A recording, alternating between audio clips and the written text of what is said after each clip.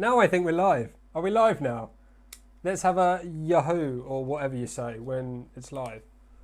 I might have just been talking to the camera for 5 minutes thinking it was live without pressing the live button. Before, when you live streamed on YouTube, you just press the stream from the software and it automatically went live. Now you go live and it shows it in YouTube, but you have to actually press go live again to actually make it live. Okay, hello. We've obviously lost like 10 viewers already because I thought I was live and I wasn't. So let's start again, although you wouldn't know it's again because you missed the first bit. Anyway, this is what we're going to, welcome back to another Vector 3D live stream. This is what we're going to be dealing with today. So if you don't already know by the box, this tape means it's from Prusa Research. And of course, if you've not been living under a rock recently, you will know that the Prusa Mini was released a little while back, a few weeks, months, I can't remember, month, 2 ago. Anyway, I got in and ordered it within about 10-15 minutes, definitely less than half an hour. So that's why I managed to get one very early. If you were a little bit slower than that, you had to be literally like quick draw and get your order in to actually get one this year. So fortunately, I'm in here just before the end of 2019 and all is going well. So there you go, intro over and done with. Is the audio all okay and the video working okay-ish? Keyframe frequency every 4 seconds or less. Keyframe frequency seems to be a problem. I don't know if it actually makes a difference.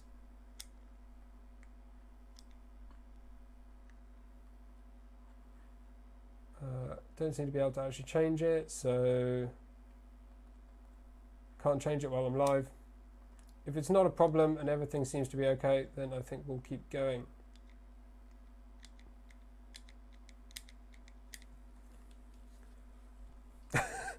I really hope I still have a brown fan. Look, brown Noctua. You can still see it on there. Even the Mark IIs upgrade, where I upgraded that, also managed to end up with the brown Noctua. That, ooh, this is a rather satisfying opening.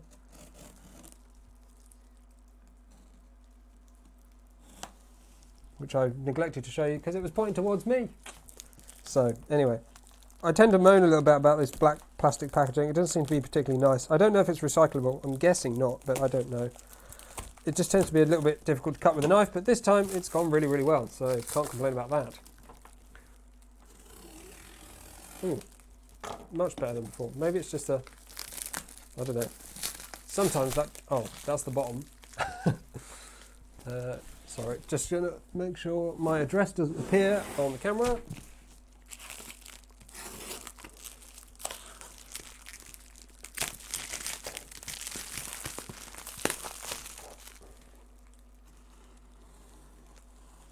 It's quite satisfying the way that kind of opens up as I cut into it. The whole box is going to fall apart before I get it open. Right, there we go. Let's get that all hidden away.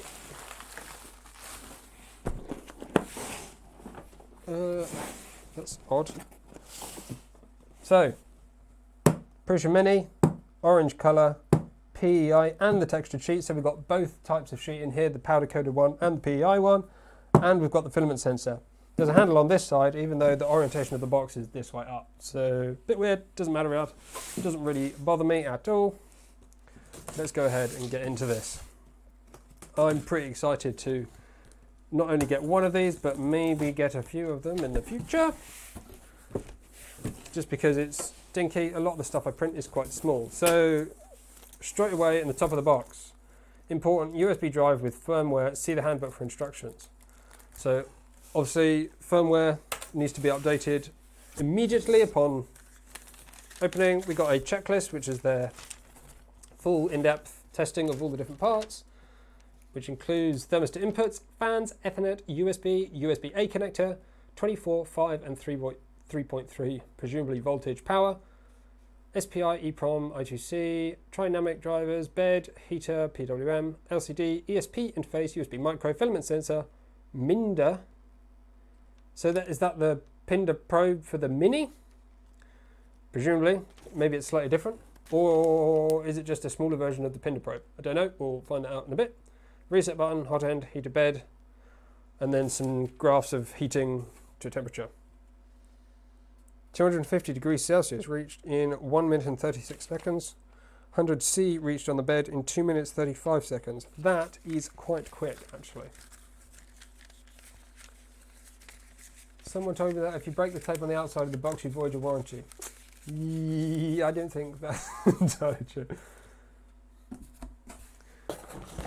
I am actually normally quite slow at this, just because I like to take my time and enjoy the whole process. Stickers. If you need some Prusa related stickers, a nice chunky handbook. I think I still have my, hang on a minute.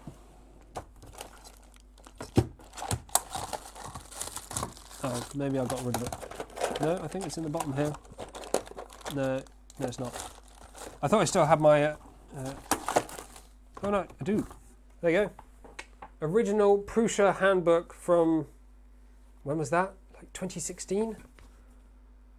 This one's really thick. This one's, it's about the same actually.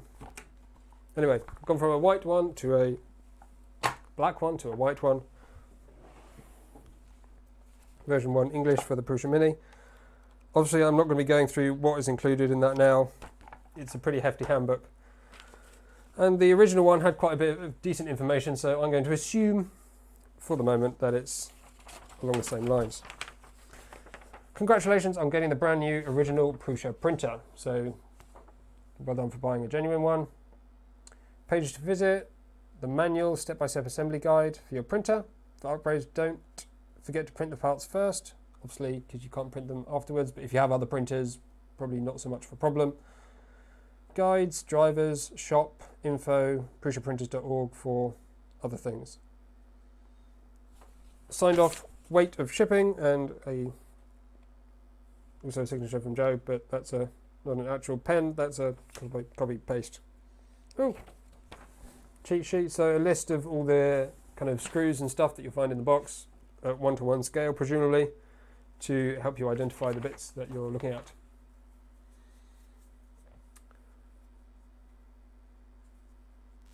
Joe's went okay, no pressure. Is Joe's stream finished or is his still going? I didn't realise he was doing one until I set mine to live. Well, not live, but set mine up.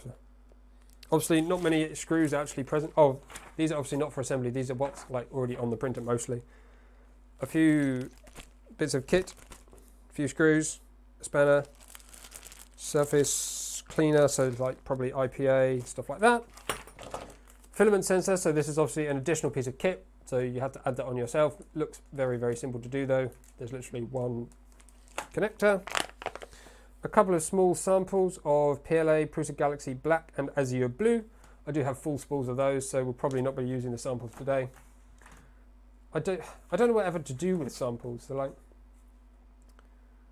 because I don't think they're quite enough to do a benchy.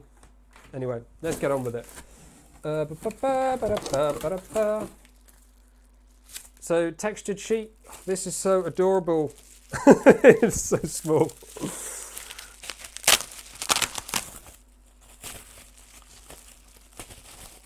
Oh, come on, come. Ah! It's a sticky thing on the... I could probably do a bit bigger. So that's one of the textured sheets. This is the PI powder coated one. Lots of procrastination going on here, right? So... Oh, there doesn't seem to be the other bed unless it's already on the bed. The all-important Haribos. I'll be certainly enjoying those at some point. Power cable. Not had much use for that, already got loads of those. Looks like anti-vibration pads, some bearings. Oh, I think this is for filament sensor. The spool holder. So that's all these parts, some printed parts for the spool holder. Quite small actually, surprisingly small. Bearings and things for that. Right.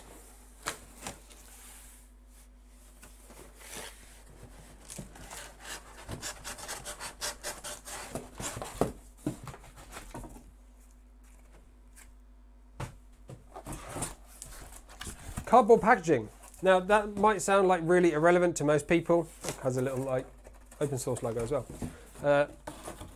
Cardboard packaging to me is actually quite a big deal, not because I like the look of it or anything, but one, it's structurally pretty good and environmentally much better than things like that foam thing that I just threw away 2 seconds ago, because it's obviously recyclable.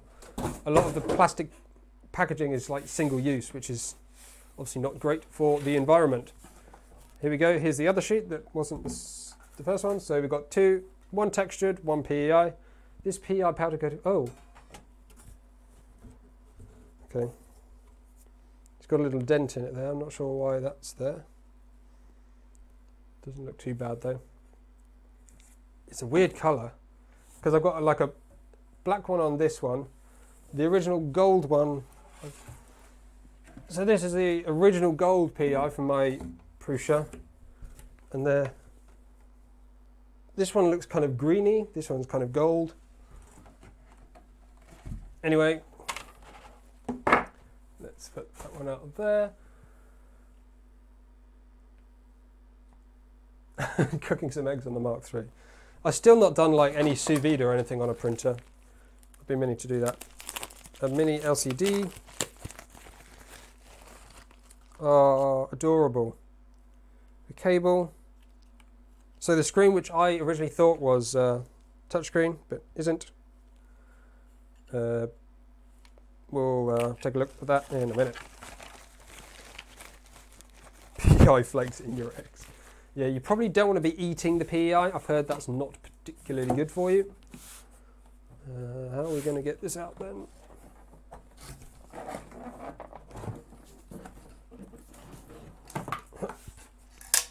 Ooh, that. Oh, it's okay. It's it's just some nuts. Oh, the feet look a bit.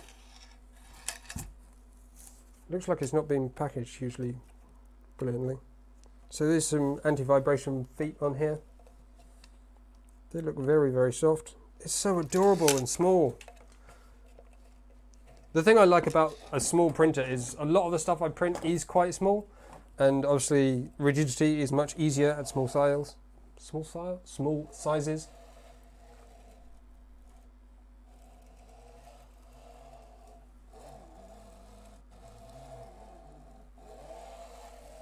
Bearings sound a little bit gritty, but not too bad.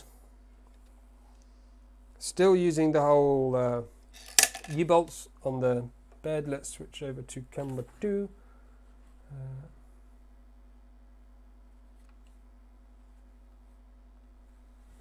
So you can see we're still using U-bolts on the bed. Not my favourite, but then they've assembled them. They do come really, really close to the bed actually, within like 1 millimetre. Bit close for comfort that. The bed looks a bit thinner than the standard Mark III size.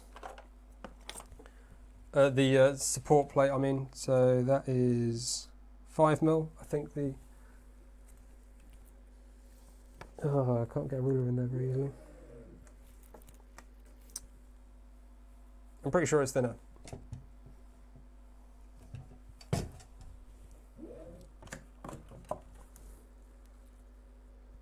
No, that's also 5mm, so it seems to be basically the same thickness, but obviously a lot smaller, which is going to make it really, really rigid, which is nice.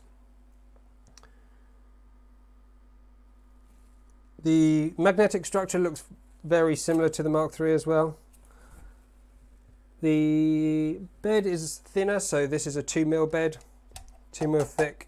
They kind of, I think it's FR4, the kind of fiberglassy stuff. 2mm as opposed to 3mm on the Mark III. So no like major difference there.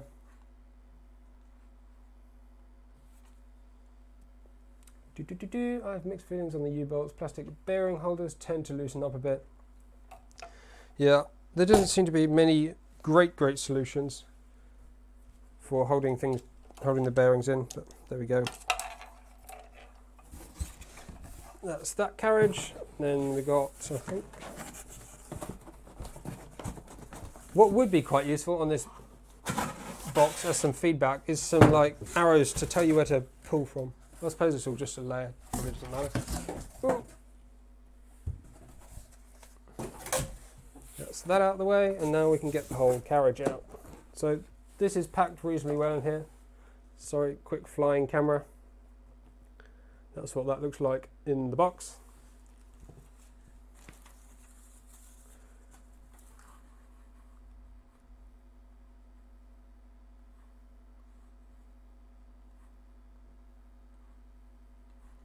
I don't know why I'm not getting chat in Streamlabs.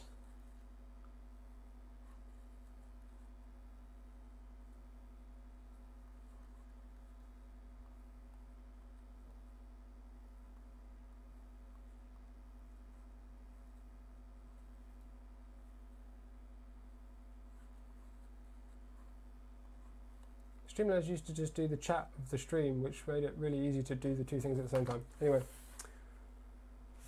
So, let's get this frame out the box.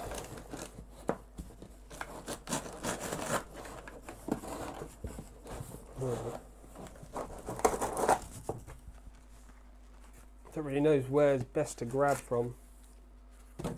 I've just grabbed it from the motor. That'll do.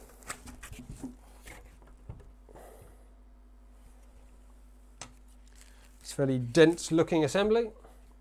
Yeah, this is the kind of packaging I don't like. It's just, I'm pretty sure you can't recycle it, so it's all just single use. Great though that they've integrated a large portion of cardboard. And the power supply, obviously this is not the integrated power supply like you find on the Mark III or II or anything else for that matter.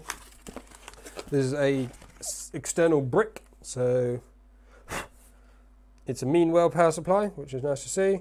24 volts, 6.67 amps, so 160 watt max. That's quite low, small amount of power, but it is only a small printer. And as we saw on that data sheet, it does heat up quite quickly, so, well.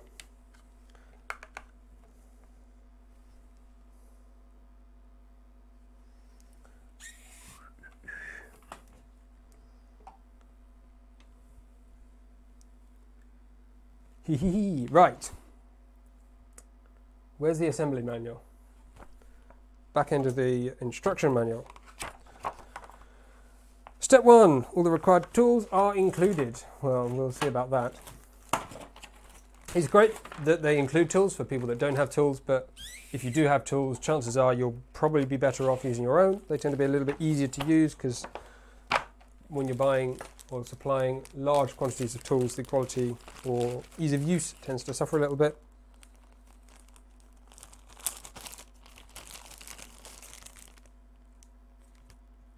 Yeah, I don't even like the feel of it.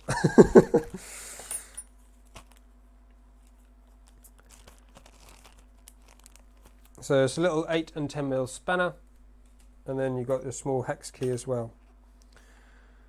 2.5mm Allen key, bag of Haribo bears, got them. Keep the bag with the Haribos closed for now and hide it. Unattended bags tend to mysteriously disappear. Use the labels for reference, da da da da da da da. We're here to help. XYZ axis, preparation. Ba, ba, ba, ba. So we've got the Y-axis assembly, which is that lot there. We have XZ axis assembly, which is here. M3x40, M3.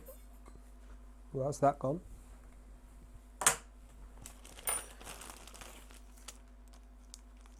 Those are spares.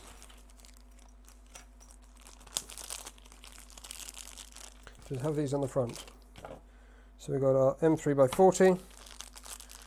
We've got one M3x20.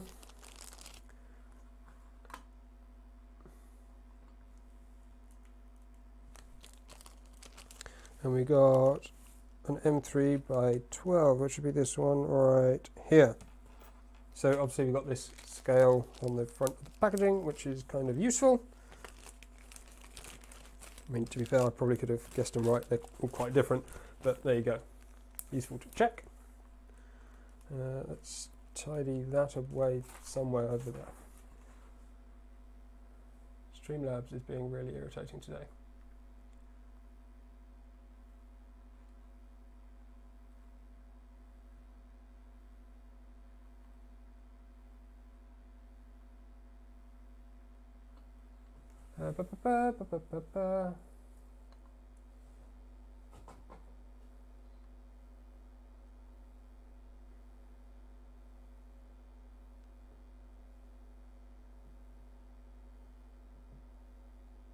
Oh, Svet Core XY printer. If you want to do a DIY one, I designed a printer called Steve. You can find it on Prusa printers. If you do s.t. Basically type Steve with dots in between. Superfluous tridimensional electronic vector extruder is a Core XY design that I did a few years ago. I'm really talking like weird patterns today. Anyway.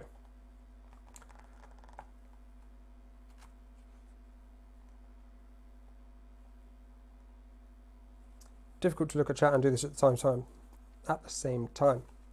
Let's have a drink and chill the hell out. Right.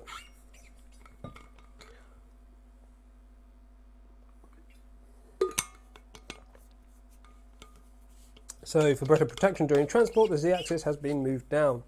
To make assembly easier, move it up. Okie dokie, yes sirree. How are we going to do that? Avoid pulling or pushing. Just rotate the screw slightly. That I can do. This is nice and smooth, that's good.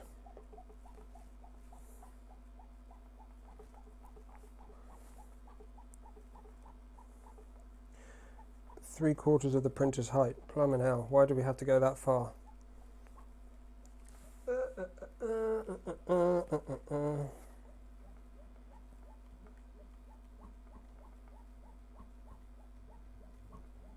Okay, that will probably do because I can't be bothered to go any further. This is not very well on the camera. Let's see if we can improve that situation a little bit. Cool.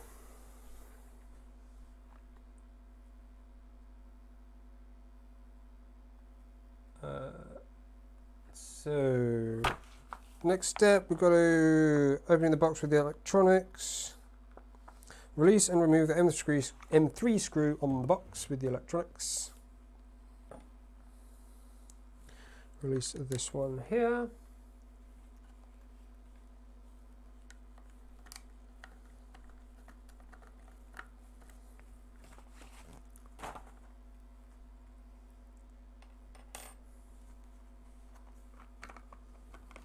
Remove the printed cable cover. Dandy. Who wants to look inside? Let's have a look in here, seeing as we're in here. Do do do do.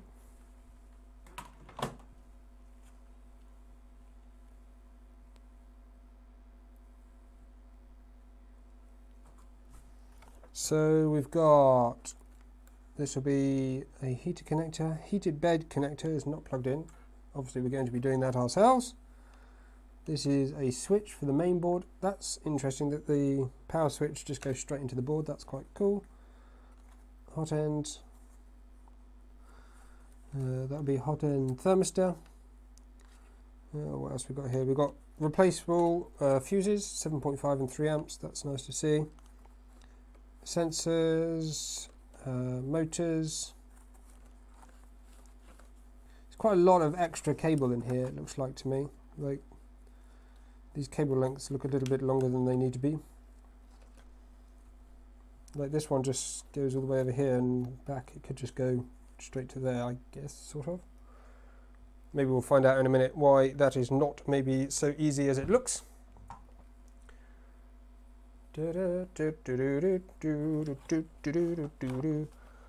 Release and remove the end screw. Remove the printed cable cover. Lift the extraction cover slightly before you remove it completely. Pull it first towards the aluminium extrusion to release both pins from the holes.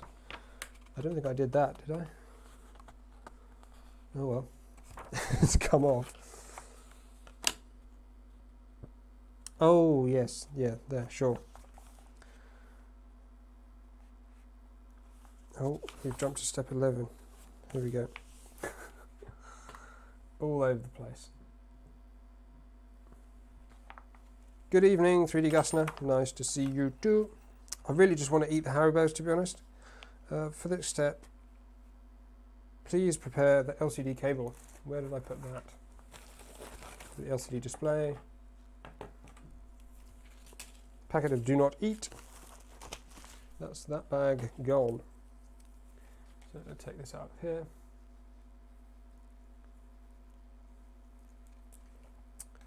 Righty-ho. Take the LCD cable and push it through the hole in the box with the electronics. Ooh, this becomes way more difficult now that it's top heavy. Ooh, that's a bit close, isn't it? Right.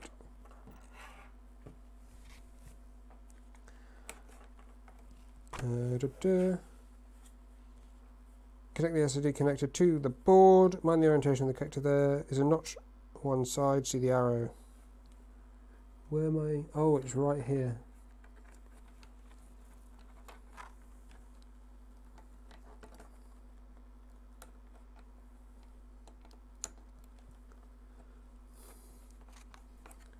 It's a little bit curious why that notch doesn't line up with the cable connector.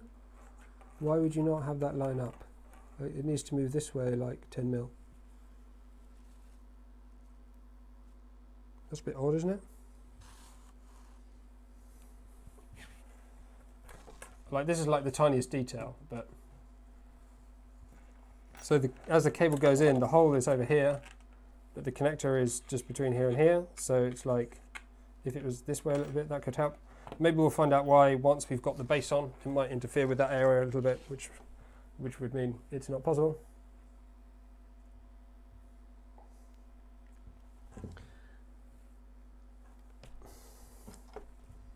I feel like I have to have one hand on this the whole time to stop it falling over. I want to get it on that thing as soon as possible.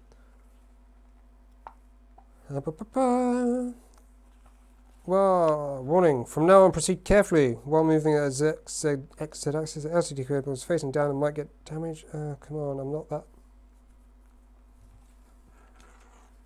not that stupid. That being said, I'm probably going to make a mess of it now. In order to protect the cable, please follow the instructions below. Also, don't try any other orientation because it will complicate the assembly.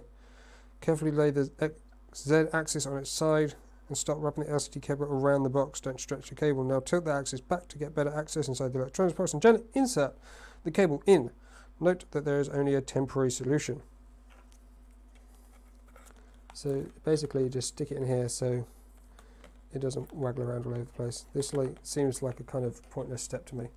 Anyway, I suppose if people do then damage it, then they can at least say they provided instructions on how to not damage it. Connecting the Y and X Z assembly, there are a total of 3 M3 nuts in the extrusion. The first on the right will be used to connect both the parts together using the M3x40 screw. Second will also be used in parts. Right.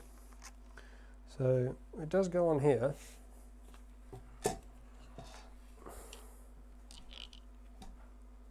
Oh, hang on, which way round are we looking here? That's this way, that's this way. Right, let's see if we can get this in view. So I think we go that back. This goes in here somewhere.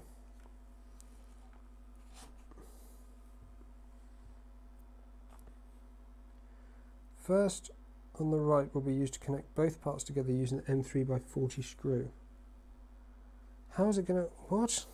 No way.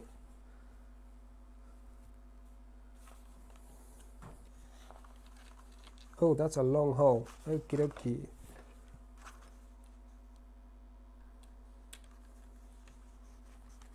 It's not that long. Am I just being dumb?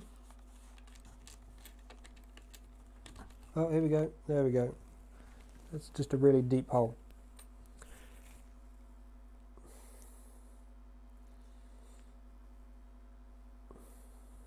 Oh, so... Well, that step only tells you what we're going to do. Why don't you just tell me how to do it? Move the heat bed all the way to the right. That's what I've done. Place the right nut approximately in the middle of the extrusion length, but make sure it is not under the heat bed structure. About there.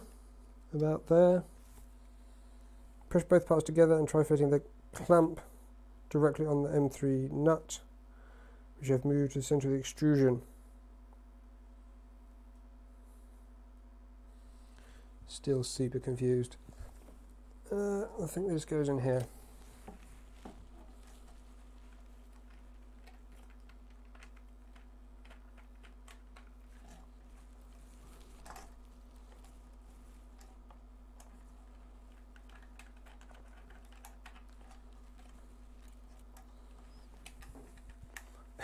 Not easy to get that lined up. No, that's still not lined up. There must be a better way of doing this.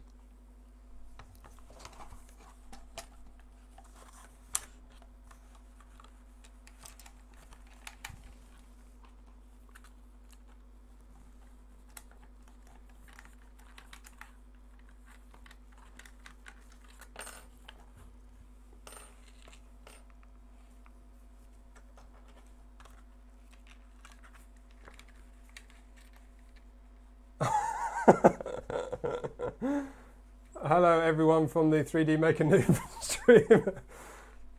And Joe here. Hello Joe.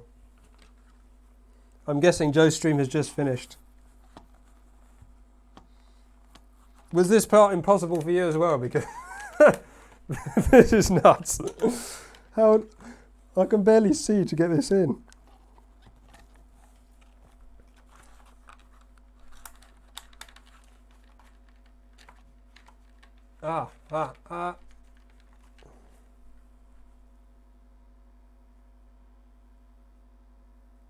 In case you can't reach the thread of the nut, wiggle with the screw a bit inside the plastic.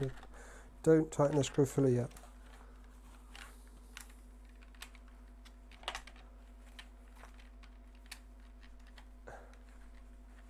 This is this is bonkers. I literally cannot get this to go in. I feel like a complete fool. I can see the thread and I can see the nut, but never the twain shall meet. Come on.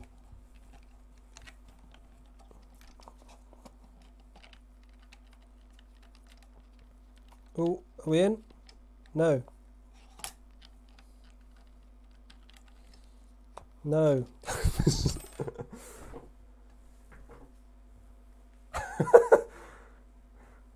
Joe, why did you have to bring so many people here? It was so relaxed and calm, and now there's just like 3 times the amount of people as normal.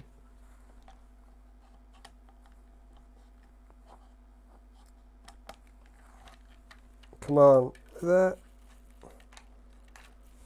No, come on. This.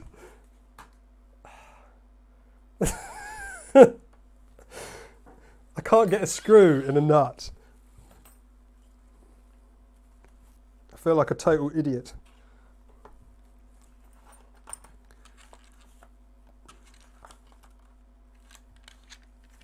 That's definitely coming through.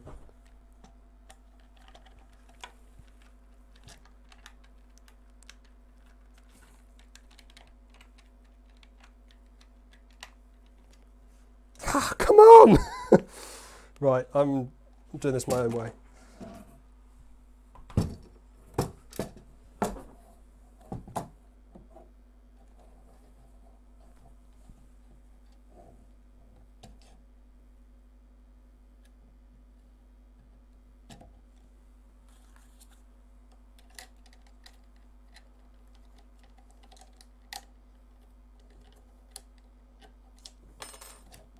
Yes! See, that's what you got to do. Not follow the instructions and then it's fine.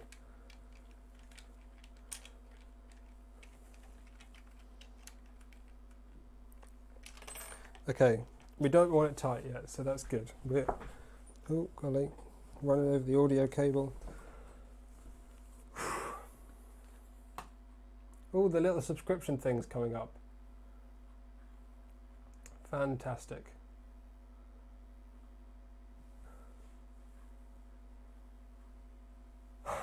Right. I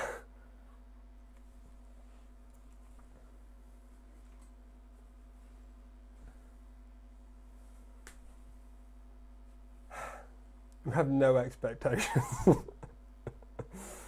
Oh, talking to subscribers, by the way. I'm trying to reach 500, so if you're not subscribed and you're new here, hit that subscribe button. I really want to get to 10,000 before the end of the year. And obviously we're getting pretty close now. So as this is an opportunity to join in, please, if you want to, don't feel totally forced. You don't have to, but if you enjoy all these kind of 3D printer related things, then, you know, go for it.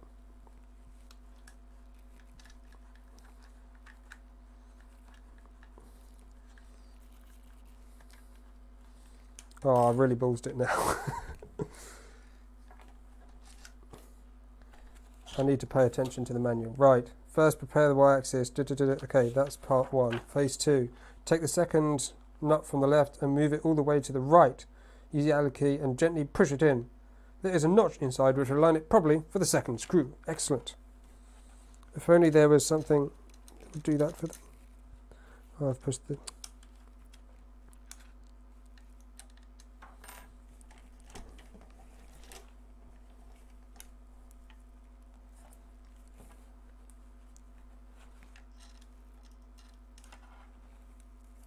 Yeah, you can't see any of this, can you?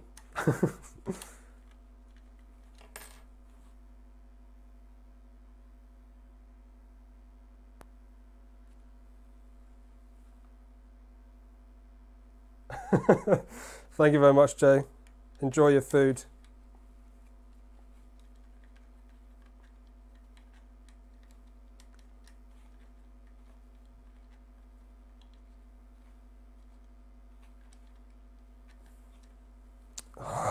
Get the screw in now either.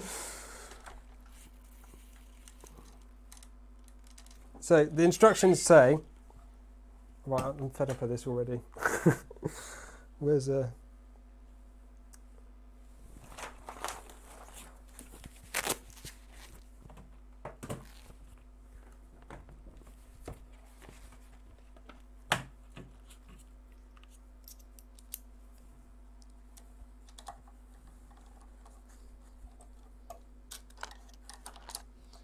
trouble is, I don't think the nuts, they end up all rotating strangely.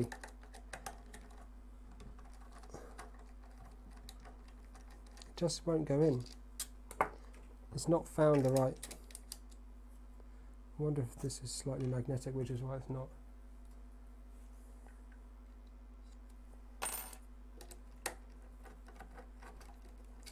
I think people haven't liked because I can't get a screw into a nut. This is absolutely bonkers.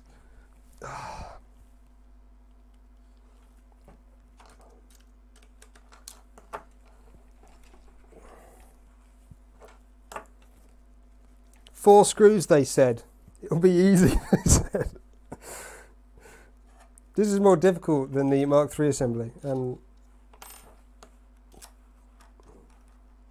I think the problem is the little thing that's supposed to align it perfectly doesn't align it perfectly.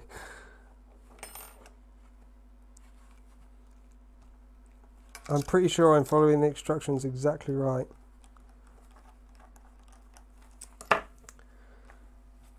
Take the second nut from the left and move it all the way to the right, which is what I did. Use the Allen key and gently push it in. There is a notch inside which will align it properly for the second screw. Use the M3x20 screw, which is the screw that I'm using, and again tighten it just slightly, but ensure you have reached the nut. Don't tighten the screw fully.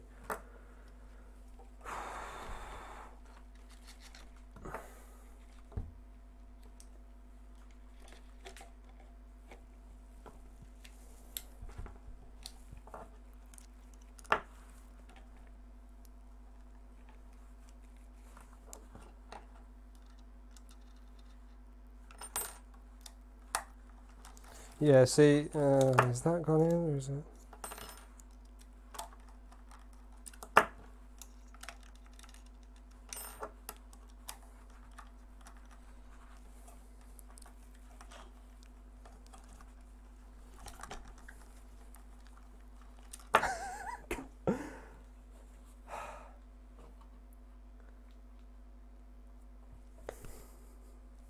Can I get this screw in this hole? I don't want to take the other one out to help me do this one. That would just be crazy.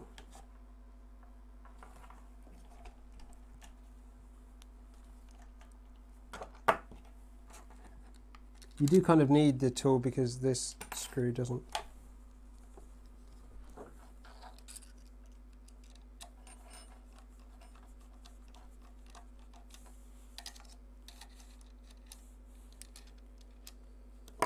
Let's just try putting a screw into this without it.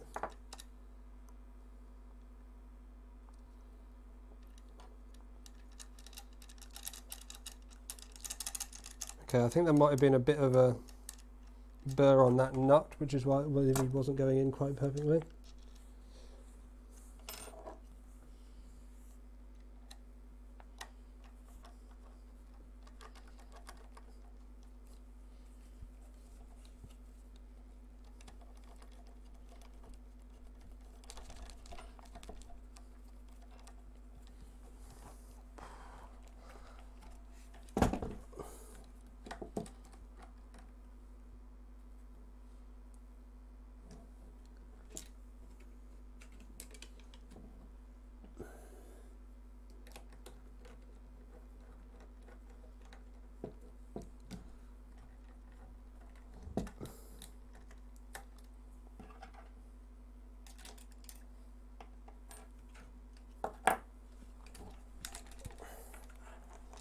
Oh, I've really made a mess of that now.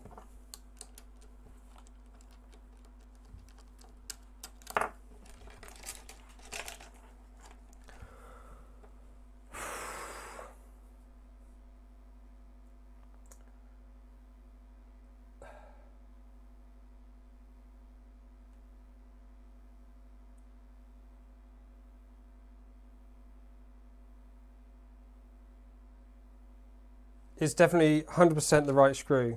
M3x20. I can see the screw going through the plastic part. I can see it coming out the side. I can see it touching the nut. And I'm pretty sure I can see it lining up with the hole. But for some reason, it doesn't go into the hole.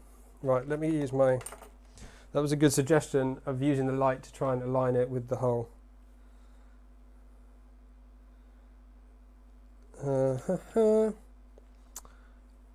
Let's see if I can...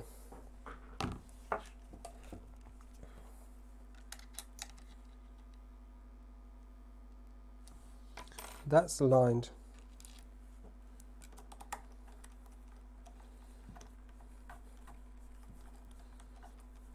The screw just won't go into the hole.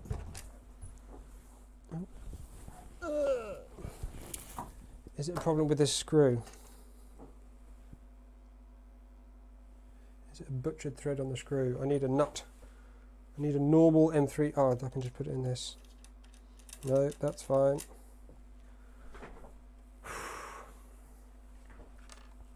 The alignment I can get, I can see the thread perfectly through that hole.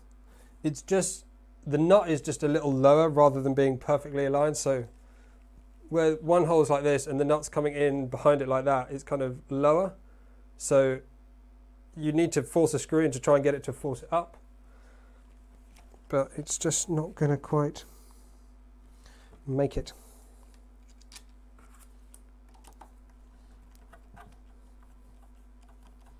Oh, I think have we got it?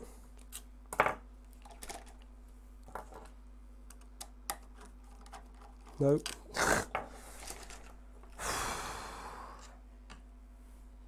I swear to God, I can assemble a Mark III quicker than this.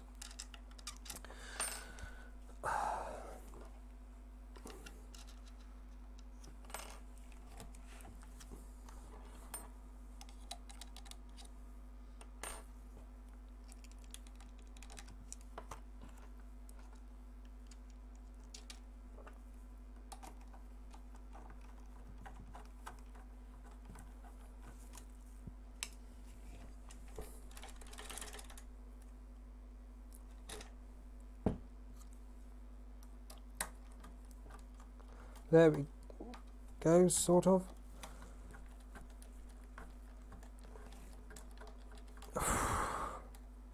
It's in! Yes! Oh, God, we made it! Right, I need a drink. Oh my God, never have I had so much difficulty getting a single screw. I think because those M3 nuts that are in the profile, they don't sit where the profile's like this and the nut's supposed to kind of sit squarely in it. It doesn't. It kind of rests down like this, kind of rotates slightly.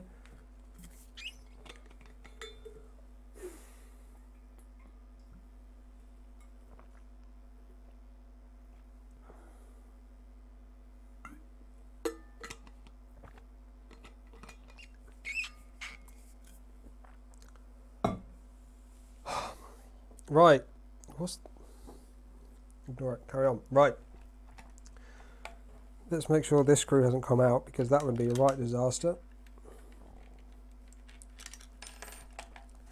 We're in. I've kind of damaged the profile now. It's rubbed all the metallic finish off, the black finish. Never mind, doesn't really matter. Right. Why won't Streamlabs let me donate? I'm not going to pay you a chunk of money, but your tip function isn't working for me. Well, thank you very much for trying. Sorry, don't know what the... I think maybe I haven't set it up. Yeah. Well, thank you anyway. But I don't think it will work. If it doesn't work, it doesn't work. Sorry. I'm not going to fuss about it now. But thank you very much for trying.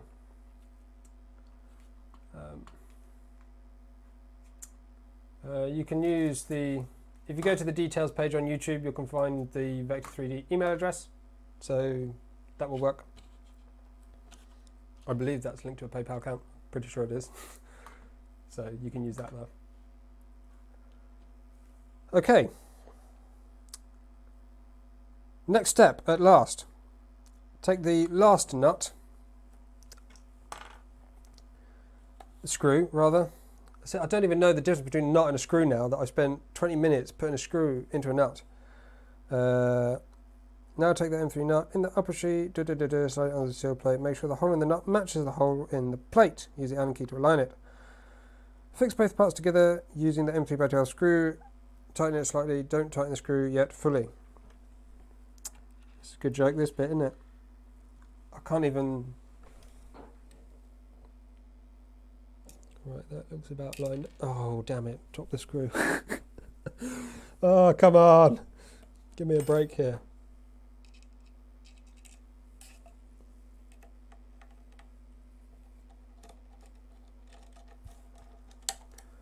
Right. Are you muted? Have I muted the audio by accident?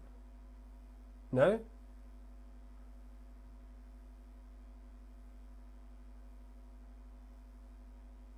Okay. You made me panic there because I'd not changed anything. It could have been like that the entire stream. Like, that would have been mental. Surely people would have said something. Anyway. Right, we've got all 3 screws in. Wow, how long has it taken to do 3 screws? Quite a little while, hey? Aligning the XZ axis assembly. Rotate the back of the printer towards you and push the heat bed all the way to the front. How do we know which the back is?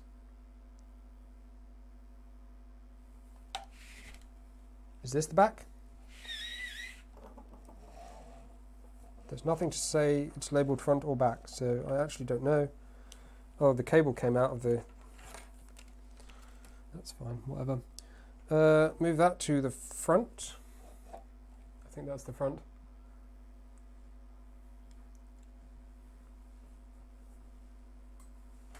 Some people call them fasteners, some people call them fixings, some people call them screws. Difference between a bolt and a screw, physically, basically nothing. Anyway, and then rotate the back of the printer towards you, push the heat bed all the way to the front, hold the Y-axis assembly, move the XZ assembly to the back. There is a notch, another one of those infamous notches. Is it supposed to be that notch there? I think that is the infamous notch. That looks like it aligns just about right. I could probably push it past that notch if I wanted to. No. No, it's okay. That's pretty good. Sort of. Bit. Okay, right. There is a notch which indicates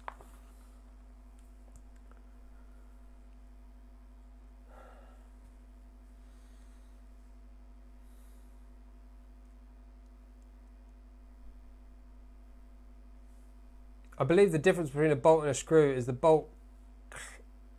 It's basically the difference in implementation rather than the difference in geometry of the threaded fixing or fastener.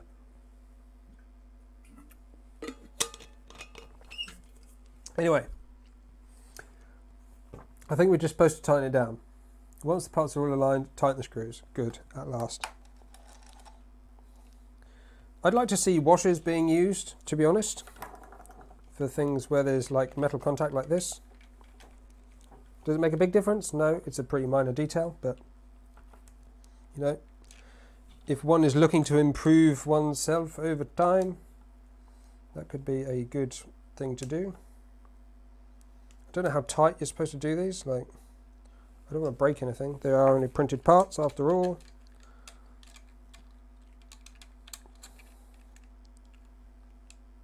I think that's reasonably tight. This I can't even get to. Okay, we can just. Right. 100, is that 100 Czech crowns? Thank you very much. Very much appreciated. And thank you, Matt, as well. Christmas beer. Very much appreciated.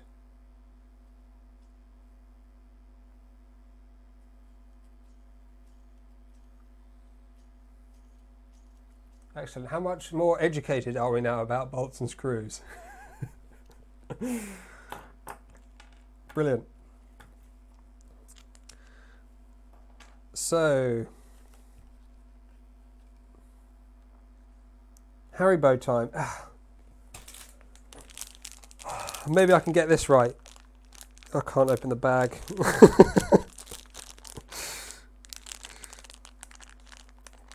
God.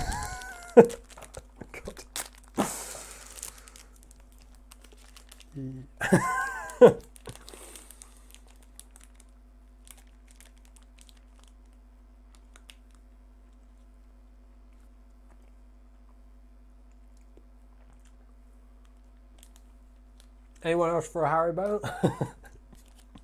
Sorry, I shouldn't be eating on stream, shall I? You're just going to get all chewing noises. Sorry about that.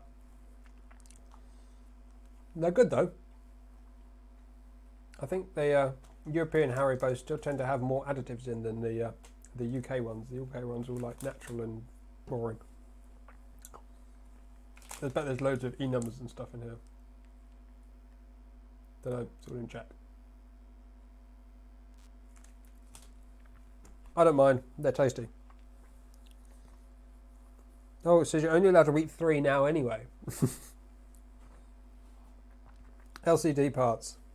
LCD screen. M3x12 screw. But I've used all the screws. What? Are there other screws? No screws in there. No screws in there. Haribo.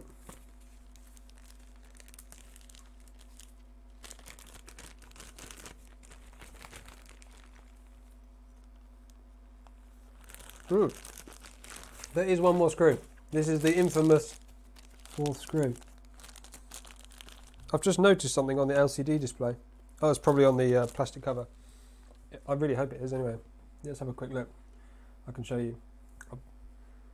So if we get it just in the light, you might... Oh, there you go. There. No.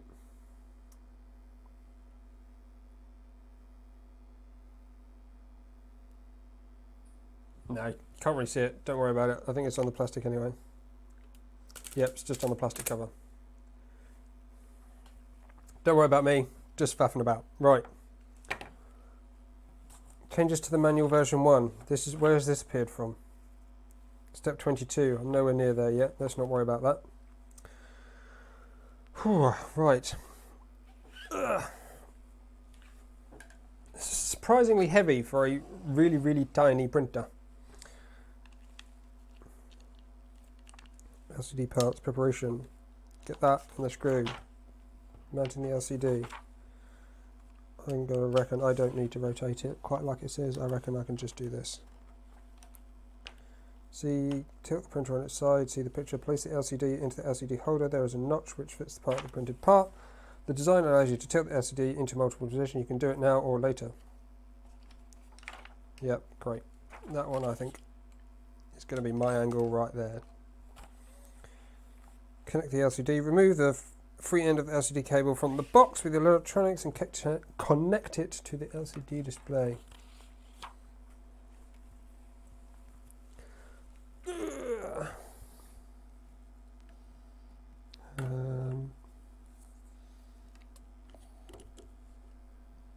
Oh, that's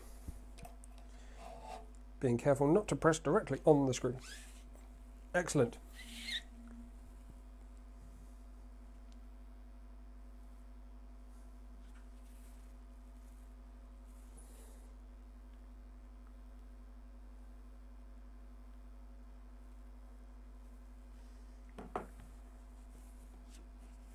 Ooh, lights going off. Probably should have turned that off a while ago. Connect the LCD. Now I've got to tuck the... I'm not really sure I understood this step. I did look at the Prusa guide briefly on this. They want you to tuck the LCD cable into the... No, I mean, why? This is... I think... I wouldn't be surprised if one of the first community additions, mods, whatever you want to call it, to this is a better way to hold this cable in. It's just it's a remarkable pain in the proverbial to try and push this into here. How do you even...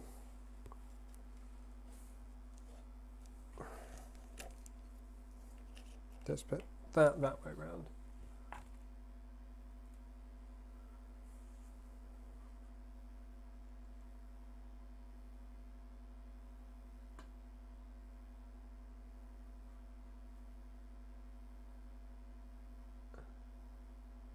Blimey, we have 132 people.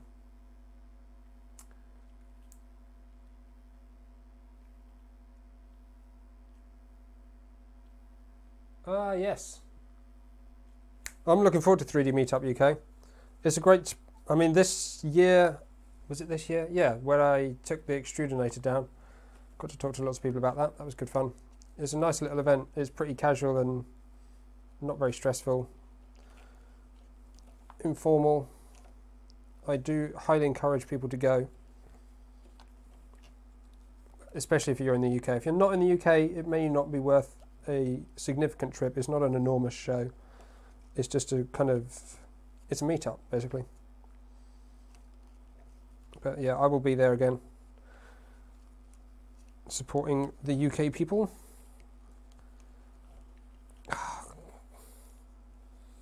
I think a lot of people are going to end up damaging their ribbon cable trying to get this blooming thing in here.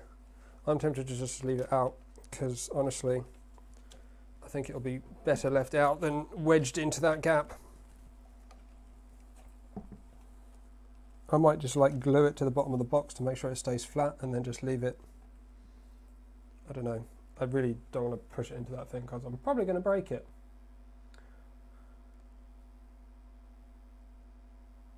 That event was 3D Meetup UK. It's based in the UK, in Birmingham. It's a really small and fairly informal event. A few manufacturers, a lot of people with projects. Well, there's not a lot. I mean, there were maybe 20 exhibitors last year, something around that number. It's quite a small show, but it's good fun. Good for like a meet up and a chat, that sort of thing.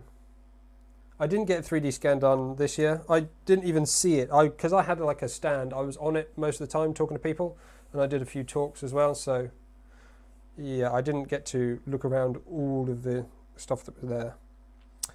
Okay, mounting the LCD, connecting the LCD, connecting the Y-axis cables. Turn the printer back on its feet and rotate the back of the printer towards you. So this way. Ooh.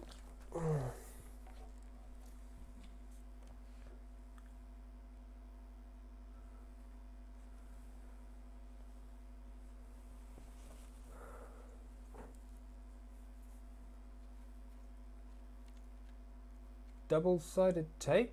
Oh yeah, to fix the cable, yeah. Probably I'll do something like that.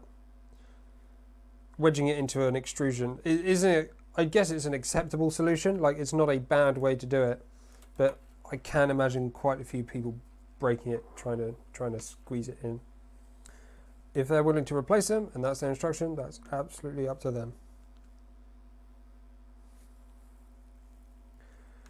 Turn the printer back on its feet and rotate the printer toward you. Take the motor cable, push it through the hole. The hole. Whatever the hole is. What is the hole? Take it out the bottom. So remove the rubber bands, because those are going to be in the way. How is that caught in there?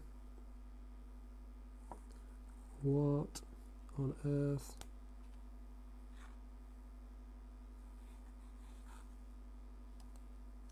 Right.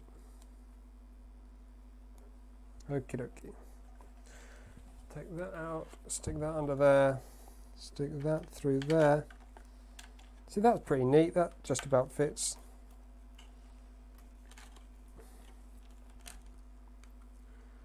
And stick that in the hole down the end, route it down the side, bish bash bosh, straight in the end. Bang, tidy. Right. See, that was pretty good. That's about the right length. So the cable just comes in down here, comes all the way to the back, along the back, plugs straight in. Perfect length cable. Nice.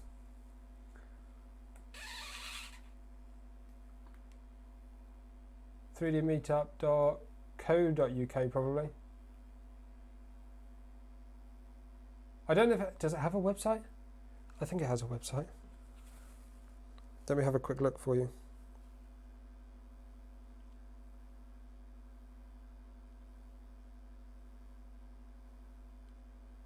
Yeah, 3dmeetup.uk. And they're at 3dmeetup.uk, 3dmeetup.uk, or at 3dmeetup.uk on Twitter. There you go.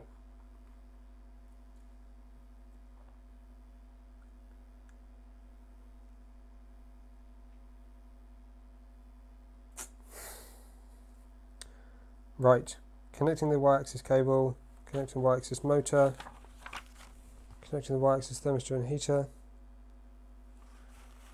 Take the cable bundle from the heat bed and guide it into the box from the top. There is no dedicated hole. Connect the individual cables to the board. Okie dokie. So bang that in there. And this down here.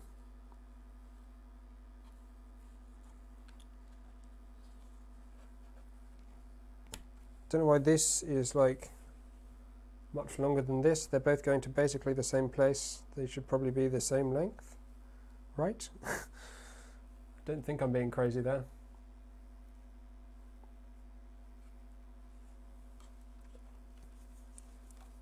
I think that will end up down there somewhere.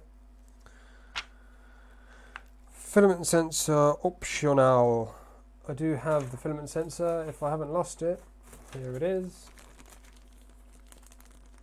Tag labelled filament sensor.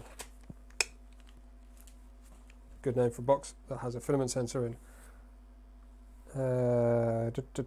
Filament sensor optional. Slide the filament sensor into the PTFE tube. See the pictures for the correct orientation. Presumably just like that. Awesome. Tighten it down.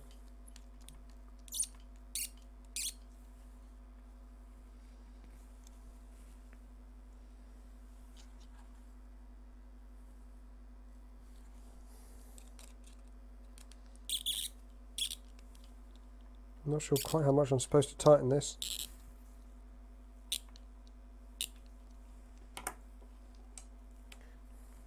Connect the filament sensor cable to the buddy board. Ba -ba -da -ba, ba -ba -ba -ba -ba -ba. That's going in down here.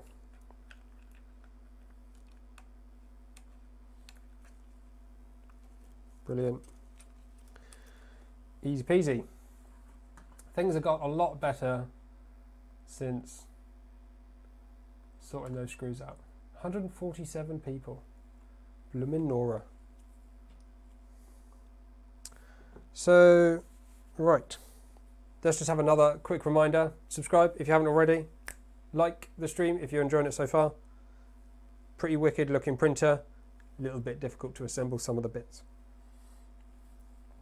Trying to reach 10,000 subscribers on YouTube by the end of the year. And of course, we're getting pretty close to that. So we've done pretty well actually so far. 500, I think, new subscribers in the last month. So I think that was mainly down to the Form Next content, which was well received. But if you want to subscribe, please do. Filament sensor, optional. Connecting the filament sensor, covering the electronics. Insert the cover back in. Make sure it's properly seated in the holes. Yes, of course. Extruder bundle. Ensure the textile sleeve is partially in. Also, it must be tilted away from the printer. Ensure the textile sleeve is partially inside the box. Filament sensor cable, optional. Okay, so filament sensor. Oh, well, that goes behind this. That's confusing, isn't it? Let's get that in behind that. Why didn't it tell me that in the previous step?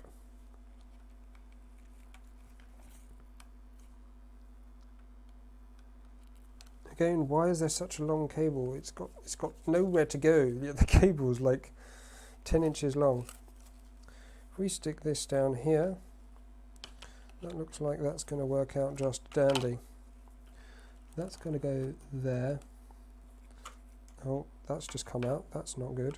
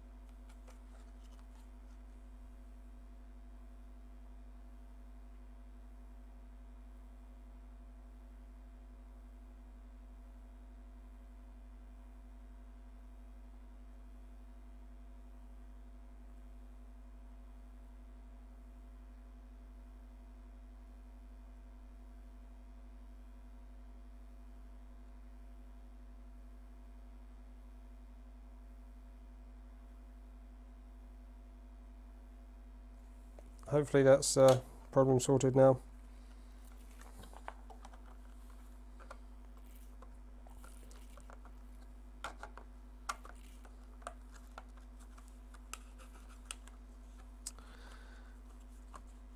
Ooh, I think we've just about nailed that first time. Not really.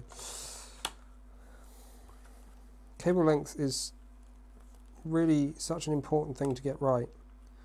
And they all seem a little bit long. I mean, look, it's just a rat's nest.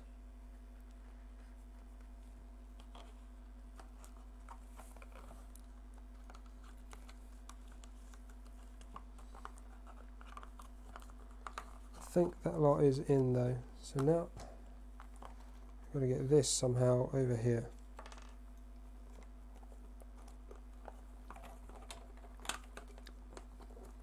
Do do be do do do be do be do do.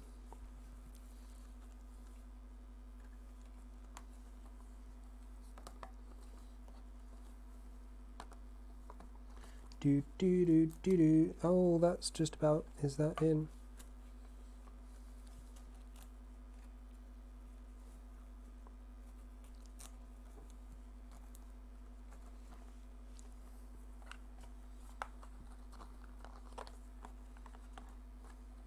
Oh, I think we just about got that there. Let's get the cable in before we lose it. They don't need bigger boxes, man. They need to just have the cables the right length. The box is plenty big enough. The box just needs to be big enough for the cables. But if the cables are too long, then it makes it look like you need a bigger box, when in fact you need shorter cables.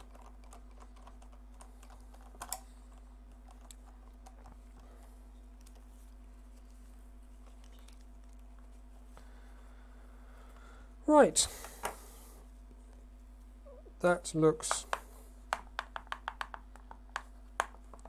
imperfect but good enough.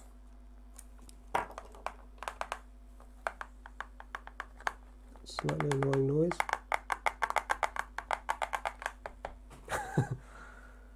But is the filament sensor on the right way around? I think it would want to face down, not up. There isn't really a wrong way round to put it. There's only one hole it can go into. So, pretty sure that's right.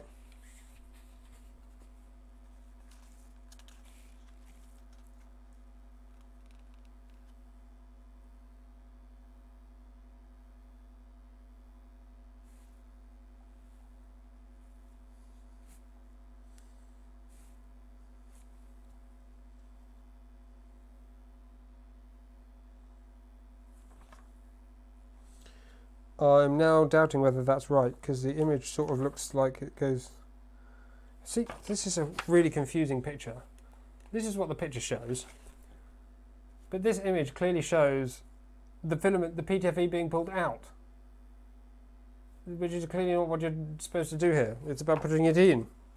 Unless you're supposed to move this from this end, but that would... Why would they put something there just so you can take it out and put something else in? I think that's the right way around. Cover, cover, cover. More Haribos. Definitely essential.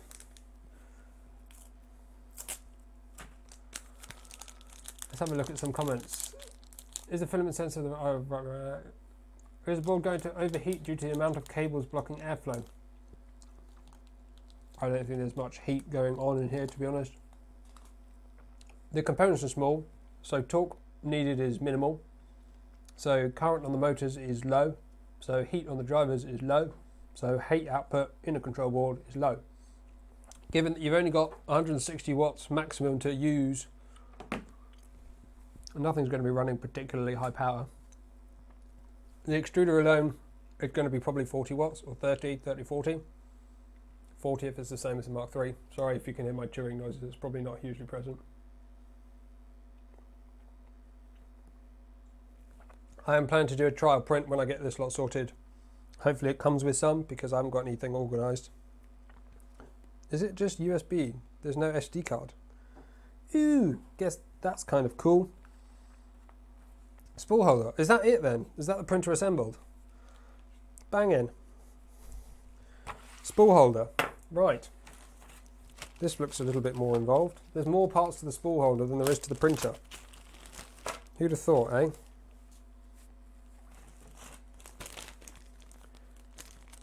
How long did that take me? Absolutely ages. About an hour and 10 minutes.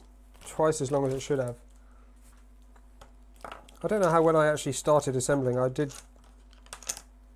funny around for a bit with other things.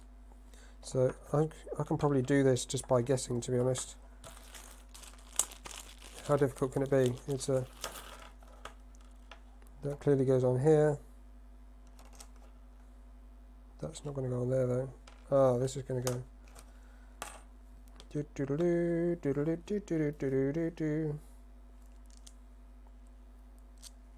Right, let's look at the instructions. I mean, it's like 80% obvious how it works, but not 100% obvious. I think I've got it. M3x12 screw from the top and tighten. Yeah, okay, so M12 in there. No. Okay, this is weird. I think there might be an error here.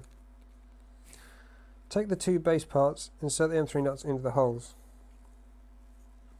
M3 nut. Oh, okay, of course.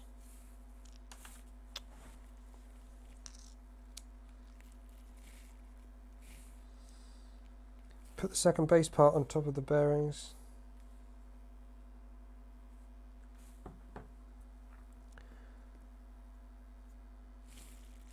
I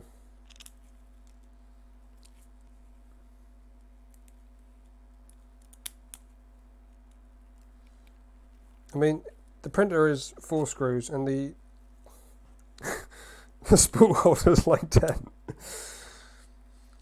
Thing is, like as we clearly saw there, the number of screws is not like the be-all and end-all of how long something takes to assemble and how easy it is to assemble. I found that quite difficult, maybe because I followed the instructions.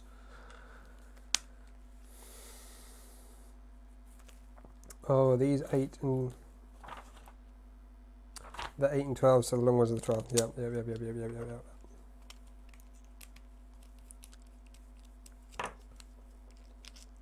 It's quite a neat little holder.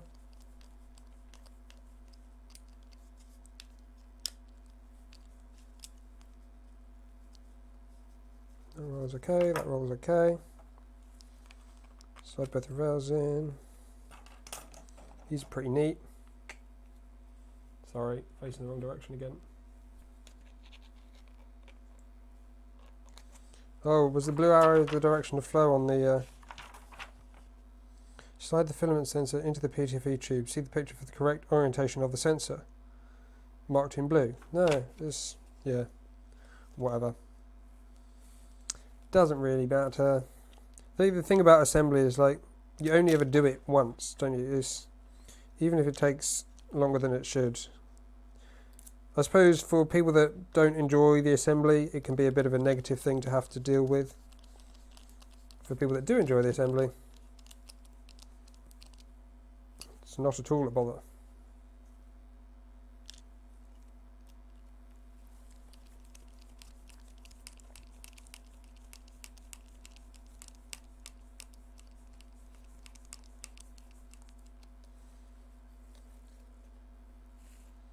Have I really just like split that apart by putting these in a bit tight?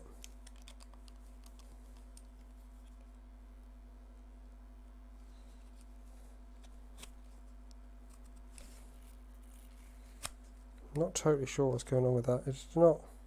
There's a big gap down the middle of that. Did I overdo it? Not really sure. Oh, that's just supposed to slide. Okay, I see now.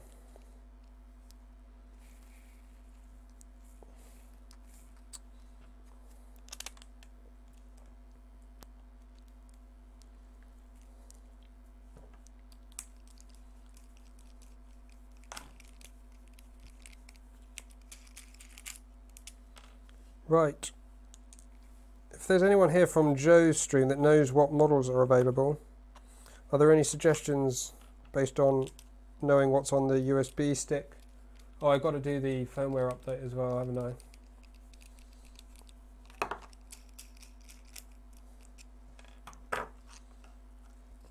Right.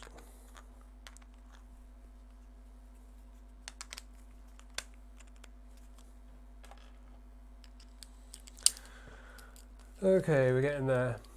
He did the body. Seems appropriate, doesn't it, to print body?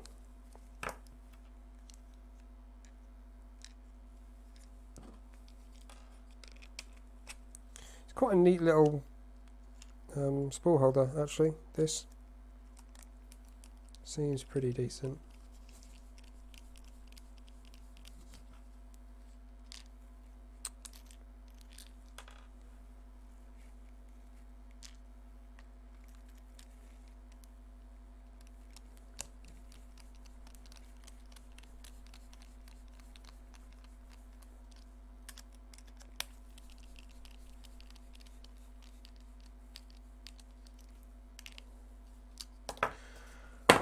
Right, I think we need some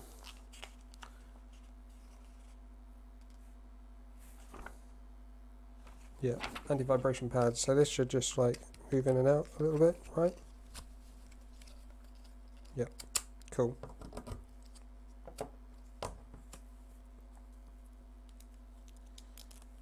What colour should we use? I've got Azure Blue, Mystic Brown. I think I've got Galaxy Black, I've got Galaxy Purple, all sorts of colours.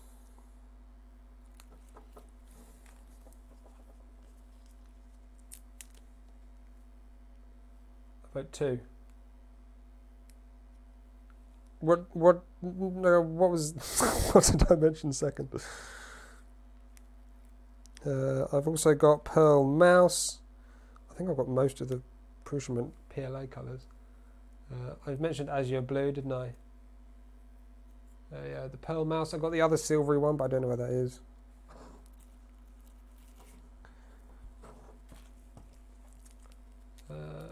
What What other Prusa have I got? Don't know.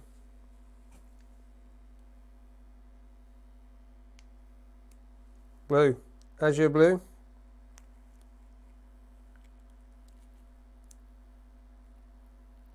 Oh, come on. This is so fiddly.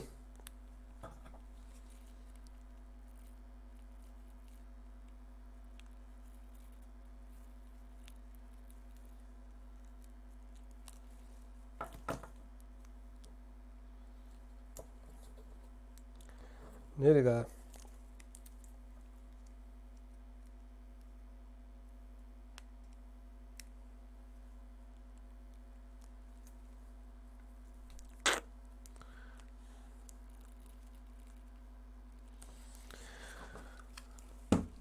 Spool holder. Right, let's get some blue. Blue, blue, blue, blue, blue. Oh, where is it?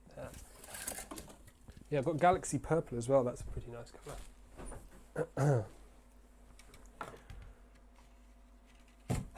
Right.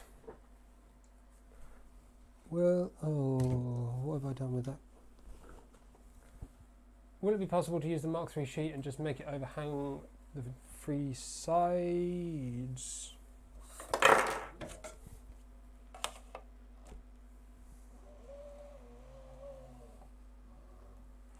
Yeah, pretty much.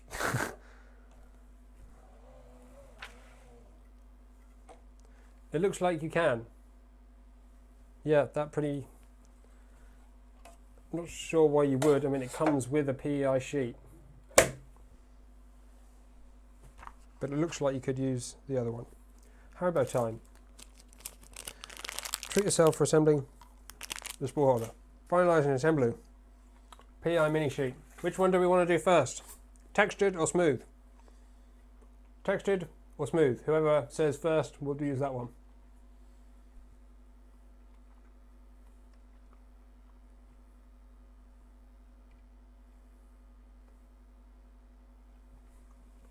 Smooth it is.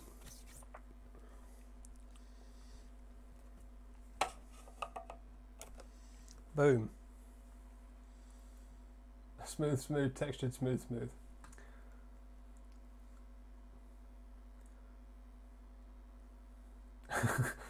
We're on smooth. The colour of smooth is absolutely hideous, isn't it? Like, it's just a horrible, weird beigey colour, whereas that looks like, that looks super tidy. But for now, seeing as that was voted first, we shall use smooth. Remove the protective film from the display. Already done that. Connect the mini power supply to the printer. Need power from the pile of power cables that I keep under the desk, plugged in. Ta-da! As if by magic. Right. I didn't use this spanner once. Presumably it wasn't really needed for the bits of assembly that I was doing.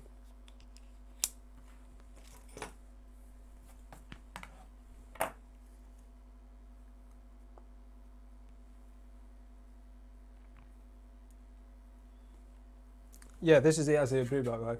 Hopefully that's what you were expecting.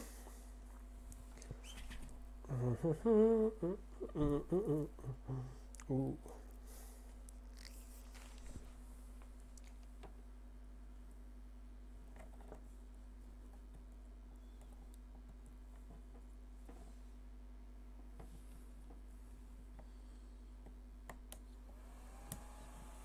Well, that's just turned on immediately. The power switch is on. Okay, sure. This is your original Prusa Mini. Okay, let's see if we can get this set up so I can see it. And you can see it, because that's sort of the point, right? Right, let's just go wide where I sort this camera out.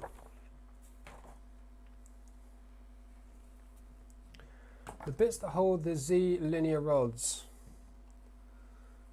are made of plastic or aluminium. So, in fact, while I've got this camera angle here, I can probably show you, in fact. Good question. So,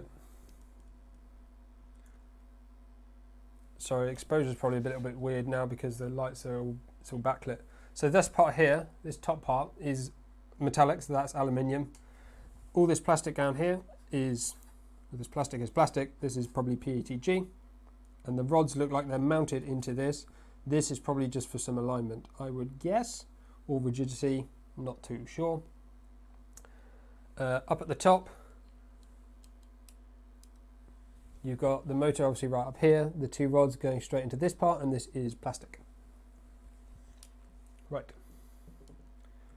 So, come on, focus, man.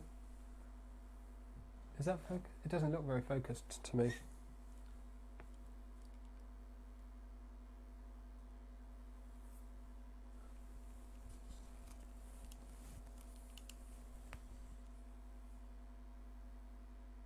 It doesn't like this excessive light, really. And it's all weird focus. Okay. Please insert the USB drive that came with your Mini and reset the printer to reflash the firmware. USB drive, plugging in, reset the printer. It is a bit blurry, isn't it? Can you read what's on the screen all right, or do you want me to work on trying to improve that? Maybe it's just a little bit too close. Or maybe it's just because the lighting is terrible now.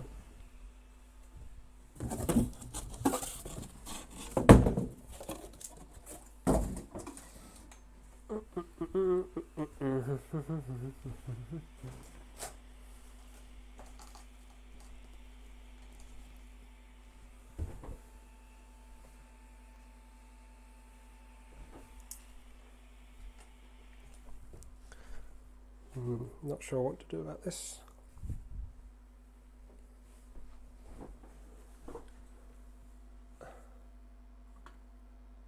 I'm not sure I can control the zoom or the focus.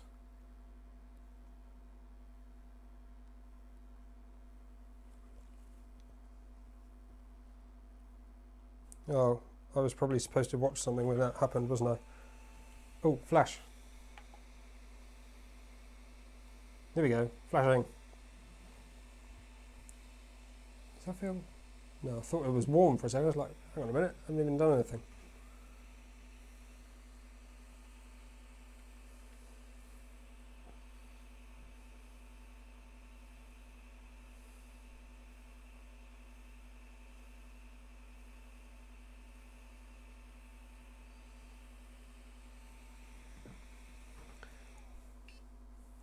Loading. Welcome to the original Prusa Mini Setup Wizard. Would you like to continue? Why won't it focus on this goodness screen? It doesn't seem to be the light that's really the problem. It just doesn't want to focus on the screen.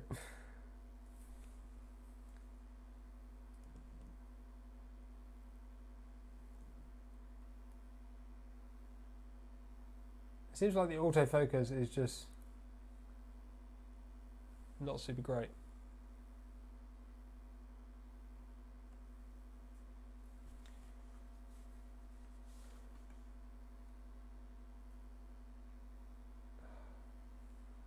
This camera is horrendous.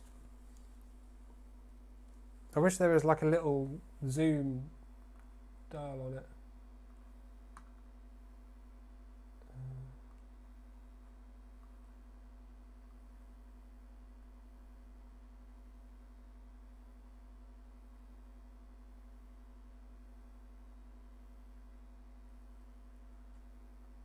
Right. Aperture on the camera, good one. It's it's a Logitech C920 webcam. So yeah, it has a. I've changed it to manual focus, and I've focused that manually. Hopefully, like yeah, that's. So hopefully, if we do this as well, it's probably a bit brighter. Contrast is all weird, but is this one going to be any better? It's not a whole lot. It's a bit better. Maybe I'll just redirect this light a little bit so we can see. There we go. Super professional.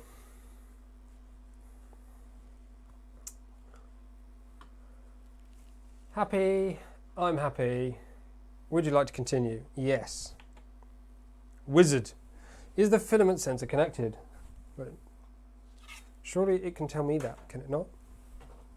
Yes, it's connected. At least it should be connected. The status bar is at the bottom of the screen. It contains information about the nozzle temperature, heat bed temperature, printing speed, z-axis height, and selected filament. So that's temperature, heat bed temperature, printing speed. It's not really printing speed, is it? It's like printing speed ratio, percentage, z-axis height, and selected filament. That's interesting. Press Next to run the self-test, which checks for potential issues related to the assembly. Fantast. This screen is so much nicer than the Mark III one. Damn, it makes... What the... Sorry, you can't see.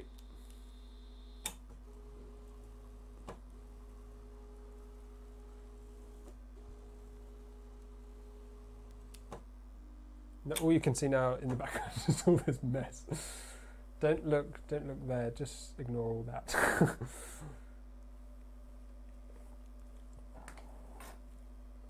Checking hot end and heaters. Let's see if we can... Ooh, I think that's just ruined one of the soft thingies on the bottom. Oh no, that's definitely worse. Let's go back to the second.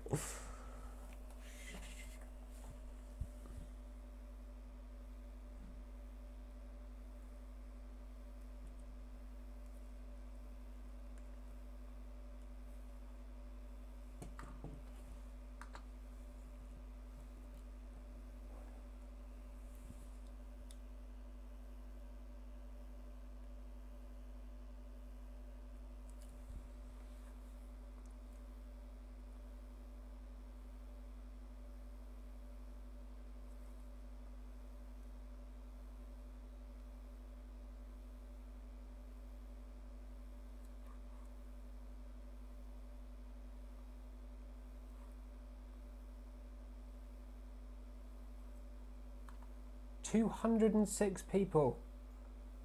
Holy Jesus. That's like 4 times the normal amount.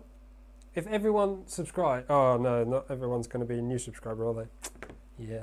Anyway, subscribe if you haven't already and want to. There's going to be plenty of upcoming stuff on this Prusa Mini. It wasn't much of an investment, obviously being quite a low-cost printer, but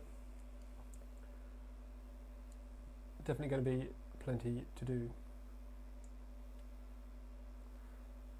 Right, all tests successfully finished. Done. Self-test, first layer calibration. To calibrate with currently loaded filament, press Next. To load filament, press Load. To change filament, press Unload. Load. PLA. That's quite neat, having a... Ooh, flexibles. How are you going to do flexibles on this Bowden? Interesting. PLA. Loading filament.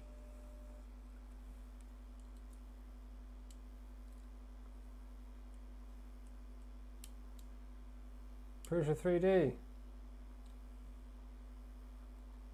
Good afternoon, Joseph.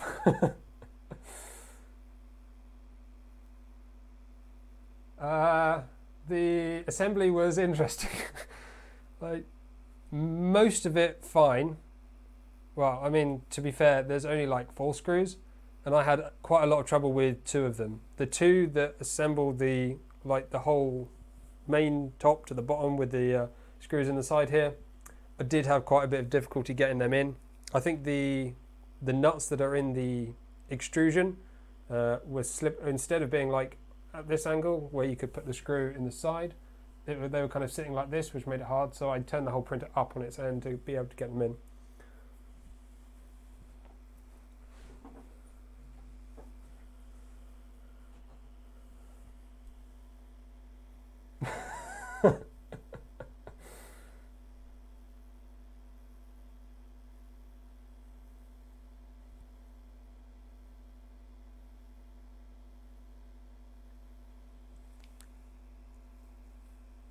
Oh, I'm not really paying attention. Right, so filament obviously says ready there now. Try and ignore all the mess in the background. Apologies for that.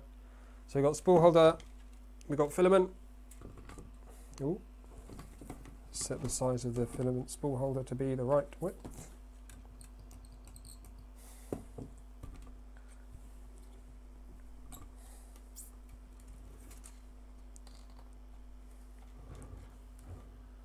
That looks pretty good.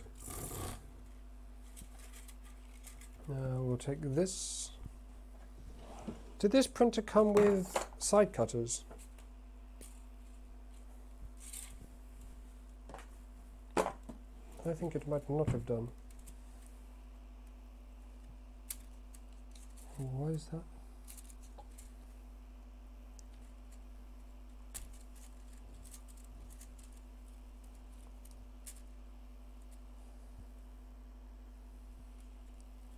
So that's pushed as far as I can push it. Oh, there we go. Whoa, we're off.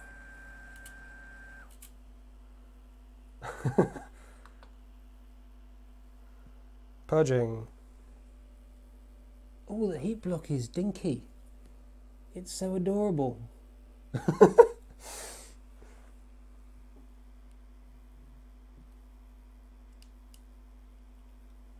Oh yeah, I was going to mention the thing about TPU. The thing about flexibles is normally they're difficult to push through consistently. No, there's nothing coming through yet. So the further it is between the motor and the hot end melting point, the more difficult it's going to be to control. So while this printer probably can print flexibles, I wouldn't expect it necessarily to be excellent at printing flexibles. I'll be testing that, of course. That's just my first guess. Time will tell. But yeah, in theory, it can print flexibles. That's that. Now let's calibrate the distance between the tip of the nozzle and the print sheet. Right, let's see if we can make sure we get a decent shot of this.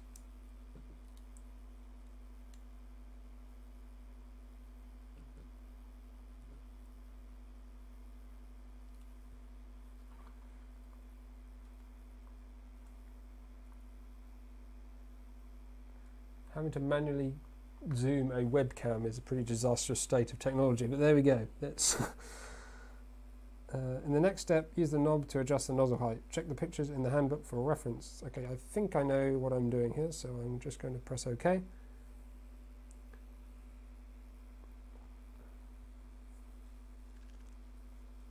I normally use a small layer of window.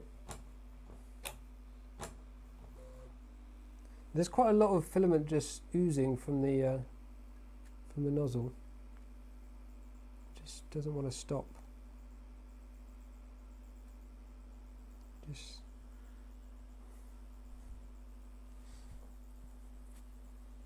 see, it's just coming out again.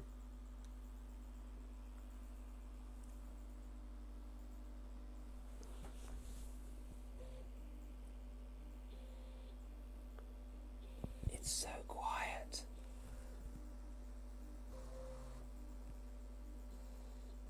The only noisy thing is when it like hits this. I mean, there's obviously not an end stop, but like the contactless end stop, not contactless. You know what I mean? The force-based end stop was quite a loud click, but other than that, it's quite quiet. I'm not keeping up with these comments at all. Sorry.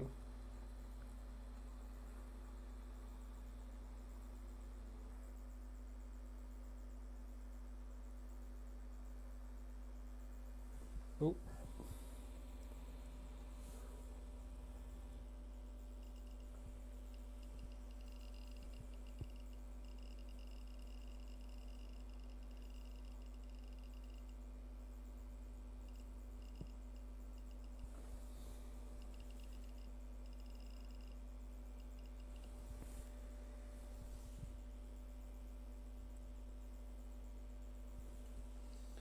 I think that's probably quite good. I wonder if they've made this path a bit longer than the Mark III one. It looks like it's going to be a bit longer.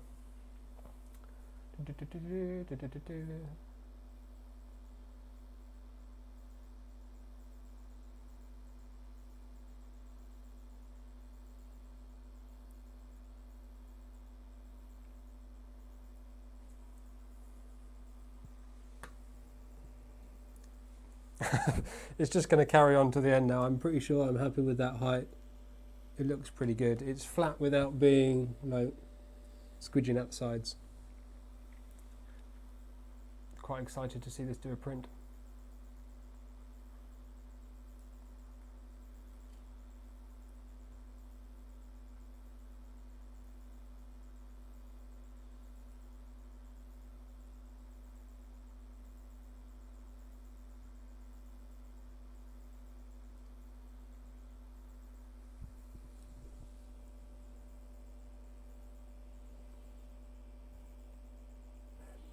Ooh, that looks...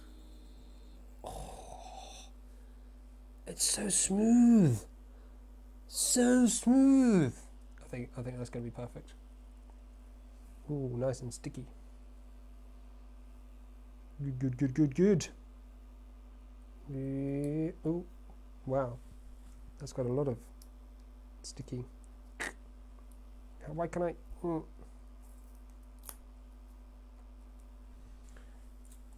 Do you want to repeat the last step and readjust the nozzle?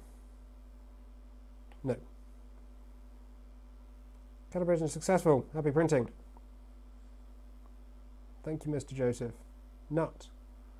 Ooh, I don't really want to print a nut, I don't think. I've had quite enough of nuts for one evening. Ooh, okay, so what we got here? Let's have a little bit closer.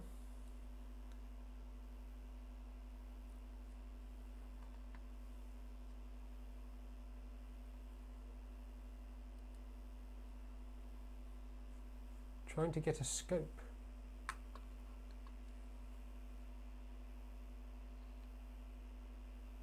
I think I did. So many comments, I cannot keep up.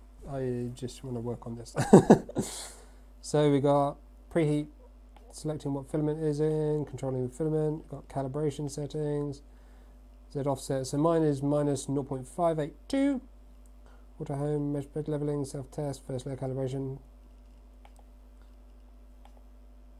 Settings, temperature, move axis, disable settings, factory reset, filament sensor, timeout. So interestingly, this is, I mean, they've obviously laid out their settings in line with Marlin. Is this, what firmware is this? Is it? I don't actually know what firmware this is. Does anyone know what firmware this is? Is Joseph still here? I don't think so. Because, I mean, they've clearly, if it's not a version of Marlin, I'm sure it would be.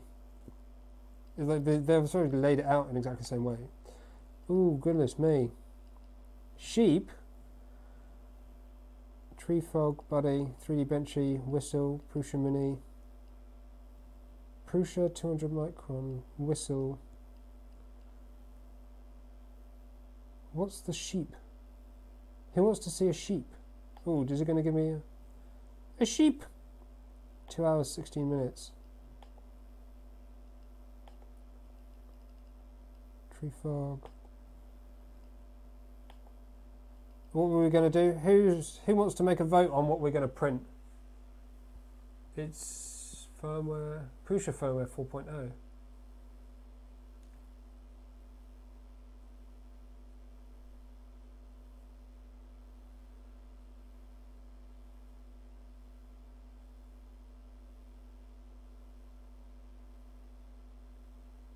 Yeah, the visualizer is quite cool, isn't it? You can print a screw. I'm not sure I really want to print a screw. A nut. A sheep with a word that I can't pronounce. The tree frog. Buddy. Benchy. Hour and 56. A whistle. Or whistle. 32 minutes.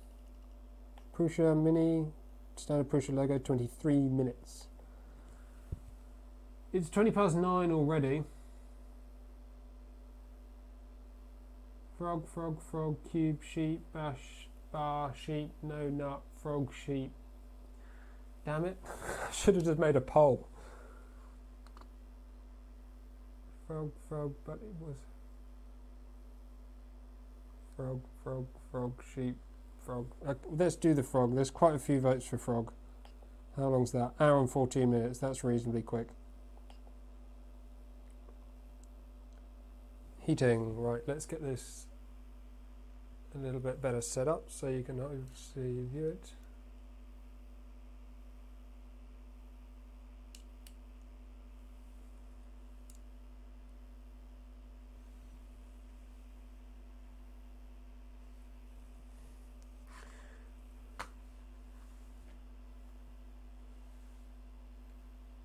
To a cat.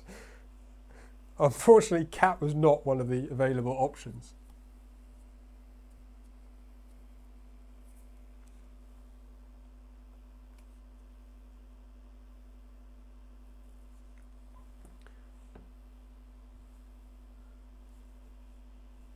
How you print a PAL at 170? What? Oh. Yeah, the preheat is at 170. I wonder if it's going to choose. It's probably doing the nozzle to 170 while the bed heats up to 60, and then it will boost it to 215 probably. That's my guess. Is it going to do it? No, it's just going to print it at 170. Interesting. Oh, maybe is it going to do? Oh, that's a bit weird, isn't it? Where it's just flicking back and that's a bit much there. I reckon it's doing 170 while it's probing. Then it will come back to here, heat up again. I can't believe it's going to print just straight off at 170. This whole flicking around is a bit annoying. Can we just get it to stay on one thing while it does this?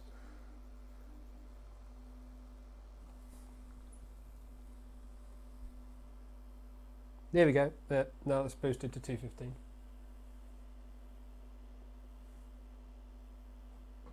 It's kind of wise. I'm happy it does it, but there's already filament coming out even while it was doing the probing thing. That was probably from the end of the... In fact, that's a good point. While I did the setup, I think it went to 215, didn't it? It must have done because there was just continuous oozing. Yeah, because the preheat sent it to 215. Why would you preheat to 215 if you want it for 170? Blue is really difficult to see on this surface. Black might have been better. Tell you what, let's lower this camera down a touch. In fact, do you want me to... Let's go wide. Hello! Let's just take this down. I'm going to make this much lower so we can hopefully see the print as it's printing rather than just from a way back. I don't think we probably want to watch the screen now, do we? So that's probably a pretty decent angle. Can we focus it?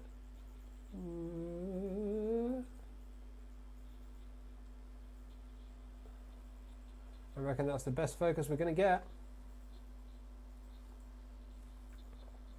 So bearings wise, we've got two LM8 UUs in here. There is only two bearings for this axis. 2 GT belt, clearly labelled. I don't think it's an actual Gates belt. The fact that it's labelled makes me think it's not a generic Chinese part, but you never really know. Not sure how they're doing tensioning on that axis. The bearings that hold the Z axis, those rods are 10 mil, so that you've got two LM10 LUU, so the double length type. I think my live adjust might actually be a little bit too close.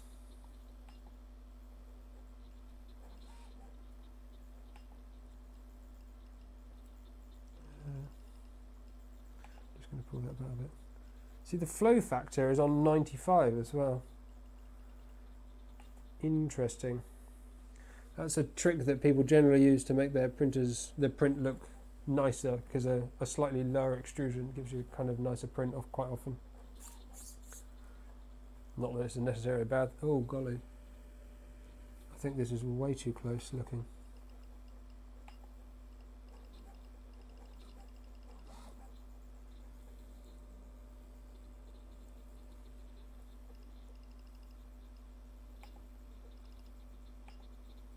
just changed my live adjust Z offset back a bit because those feet look a little bit mushed.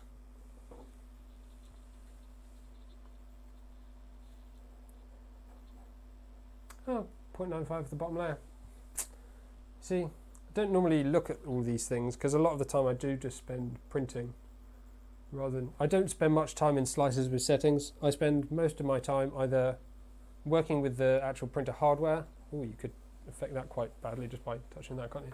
Or just actually printing things. Slicing is not really my... slicing for me is something that I have to deal with to enjoy the rest of it. So, something I try and keep to a minimum. I'm not really into tuning profiles and all that kind of stuff. What's the benefit of changing them to carbon fibre obs in your opinion? Oh, not questioned at me. Only on for 2 days before I know if to change all the rods to carbon fibre. I'm not sure you're going to change benefit much from changing to carbon fibre, to be honest. I mean, carbon fibre I think is softer than steel, so if you keep the same bearings then they're just going to wear out. Yeah. Maybe I don't know enough to make a really informed decision on that, but personally I wouldn't bother. The whole point of this printer is to be low cost, right? It's a £400 or money unit printer. If you want to go and spend loads of money on a printer, start with something that's like designed to be an expensive high-end printer.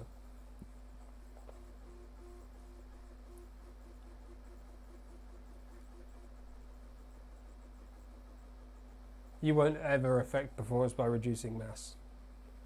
Well, not negatively anyway, it'll only improve it. Unless you change the resonant frequency, and if it's all been tuned to specific resonant frequencies and you end up causing vibration, then that could be a negative thing. But why is this frog facing backwards? I've only just realised that. Interesting. Anyway.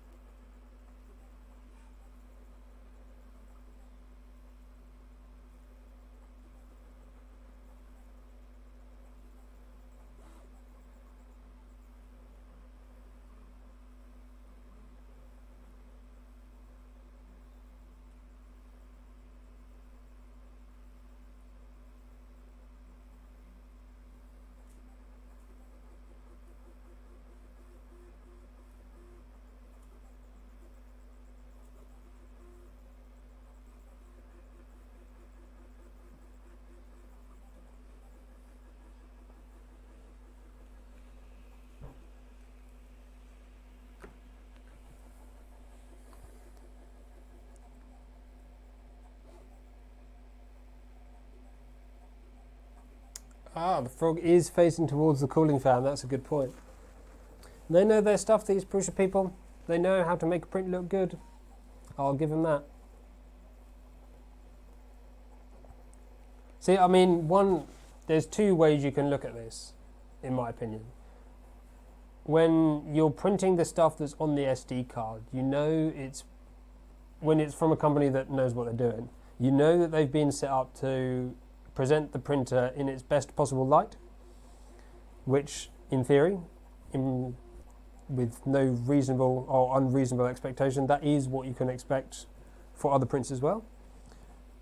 But if they've done like weird higgery-jiggery, which is not something you would normally expect, then it might misrepresent the printer.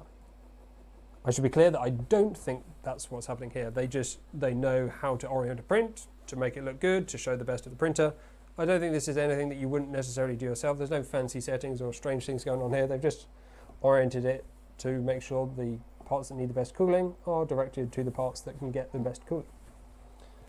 I think you're more likely to see screwy things elsewhere, but yeah, here it looks pretty good. The first few layers have gone down reasonably well. There doesn't seem to be any retraction issues yet. Maybe, no, I don't think there is. Looking quite nice. All around pretty good.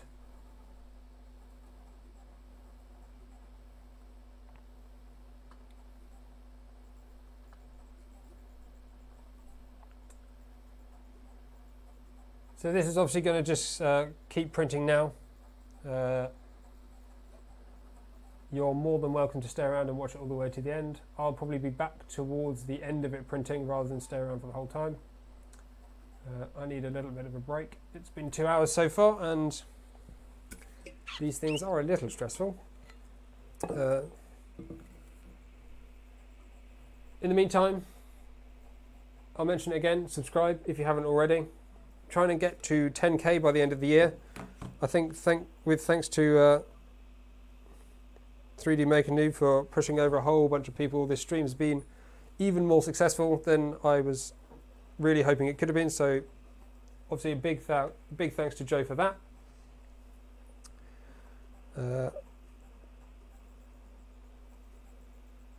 What was I saying? See, I'm tired now. Can't keep a train of thought.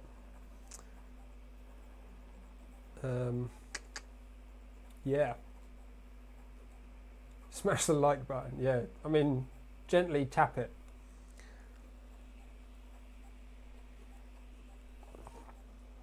Some people were obviously really upset with me doing this stream because I had 3 dislikes before it even started.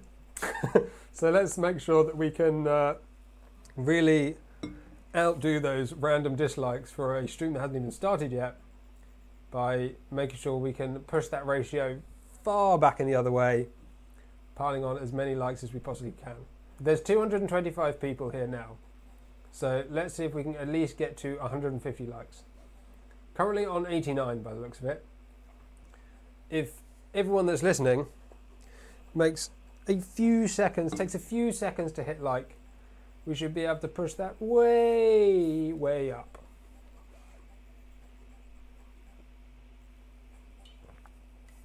$230 people watching, up to 98. They disliked it because it hasn't. I think some people do dislike it because it's scheduled in the future. People want, when they see something in the subscription box, they want it to start immediately. They want it to be there because it's available. When it's there to say, oh, it's not now, but in the future, people get upset about that, which is kind of fair enough. Up to 104 likes. Come on, guys, keep it going. Doesn't take too long to like, and it helps me a lot.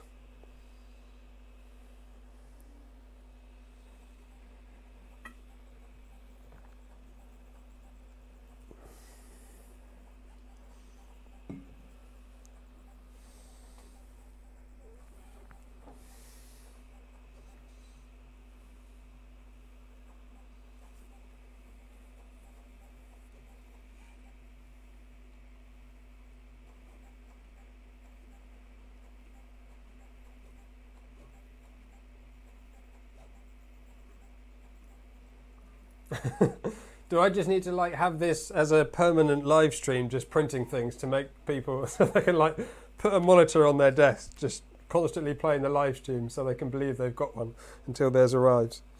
It is a bit unfortunate that these printers from Prusa do take so long to arrive, but I think they just get so many orders and it becomes kind of volatile, unpredictable market. So they're obviously doing their best, and I don't doubt that at all.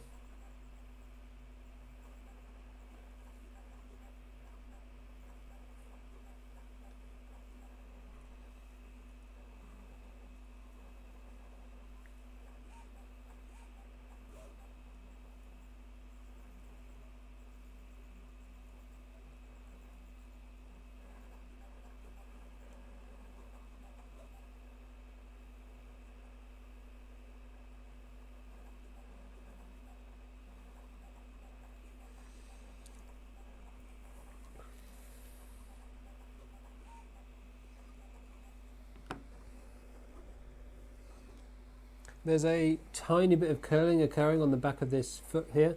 I don't print the frog very often, so I'm not hugely familiar with all the little areas which tend to be issues, but there's definitely some there. I mean, it's really, I'm really nitpicking.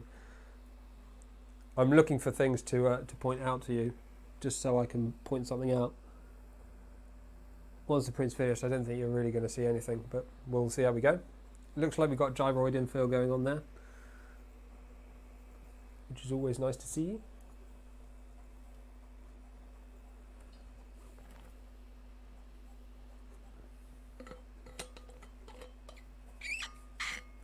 I can tell you that it definitely uses less than 160 watts, because that's what the power supply is rated for.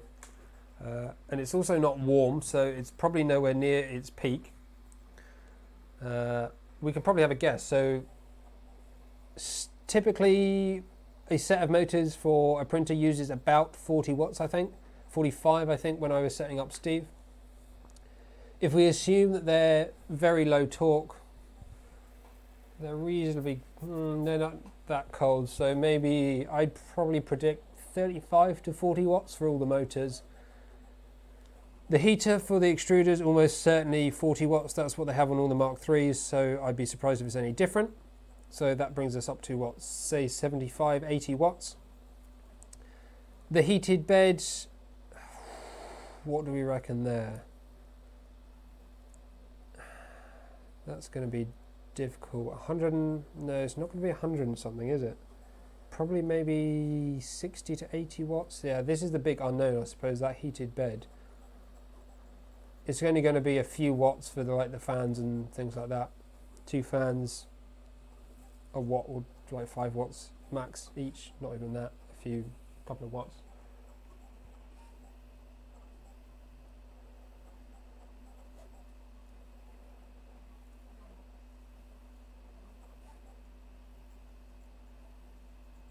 So just for scale here, to appreciate what you get for the price of this machine, the 2 printers that I've had behind me for all of this stream, in fact, let's go wide now and you can see.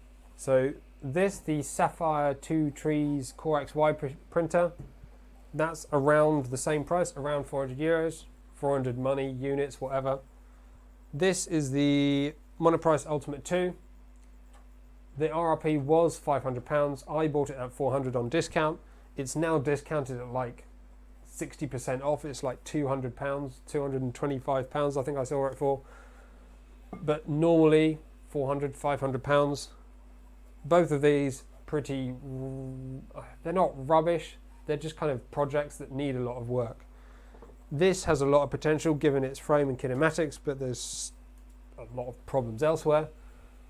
This has plenty of potential, but again, it's just like it's not finished. They've not tested it. It's not well designed. They've just got all the stuff that people like and put it all together. So, yeah, I mean, the fact that this is printing immediately, I've not had to do anything other than build it. There's not been any issues with the print so far. It's super quiet. Like, what more could you ask for? An enclosure. Obviously an enclosure, but still. Yeah. It's so cool. I know they've sold like, 150,000 printers by now. I wouldn't be surprised if they easily double that in a very short space of time with this printer, because you have the same market of people that would buy Mark III that would probably buy this as well. If they're looking at print farms, reliable printing, that's why people would buy Mark III. But you're also hitting the market that will buy the kind of clickbait $300 printers, because $300 is like a really popular price point. This comes in, I think, starts at $350. If you want the sensor and the other bed on top, I think I paid $400 for mine. But that little bit extra on the top it makes such a big difference compared to your generic Chinese printers. They're going to sell huge numbers of these. Obviously, I've not done my review yet. This is not a review. This is first impressions, first look. I will be trying to do a review. I don't think it'll be before Christmas at this rate. But hopefully early doors next year we'll have a review out for this. I'm going to be printing as much on it as I can. Trying to not trying to like actually break it, but just trying to push it to the limits. See what it can do. Find the limits to see what it can't do. Just to see what this machine is capable of. Have a little look around. I'll probably try and do some of my own disassembly. I would have liked to see like a kit option for this printer, just because I like building kits, but I can totally see why they wouldn't. But I think it'd be quite good fun to maybe we'll do it in another live stream. I'll tear the whole thing down. I'll probably do a review first. We'll try and get that done early part of January next year, and then, I mean, I say that now, it's probably going to be late January at the earliest.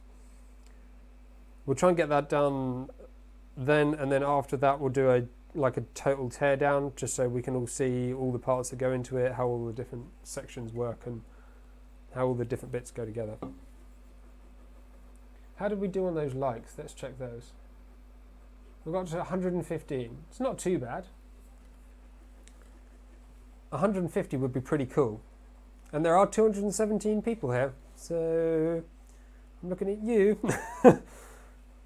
It's interesting, the subscriber stats as well that I get on the videos. I know Tom started to do this thing where he calls out people like, there's a 70% chance that someone watching this video is not subscribed. And yeah, I mean, my figures are about the same. I think it's something like 74% of viewers just aren't subscribed, which I guess makes sense.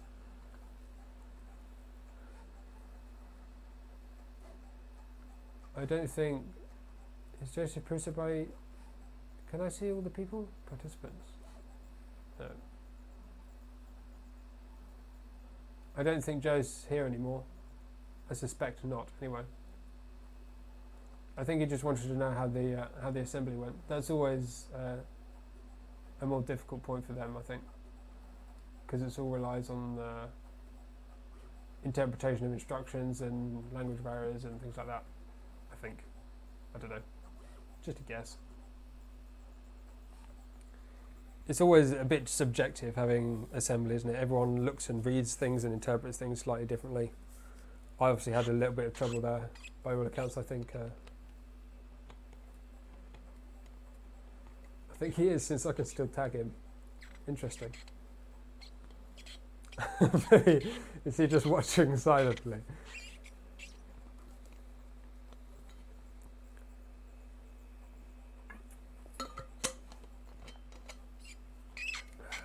This frog's looking pretty good. There's some very, very minor retraction. There seems to be some tiny bits of wisps between the legs and the body. But very, very little. The walls all seem pretty reasonably smooth.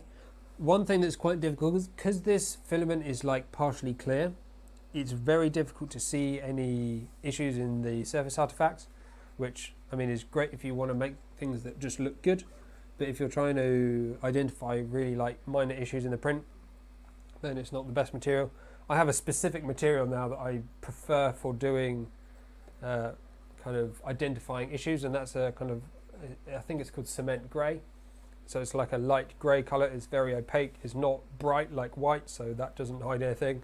There's no particles in it or anything like that. It really shows up all the issues, which is great.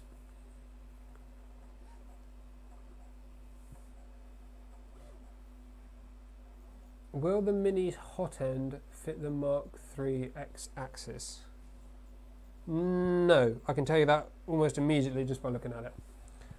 One reason being, the distance between here and here is different. So if we look at, where's my ruler? I'll just use a reference mark. So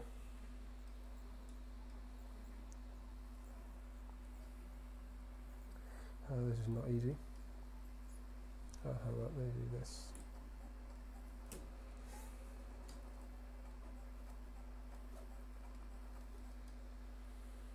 So if I do that, my finger is where the rod is on the Mark III. So yeah, Mark III is a lot wider than this one.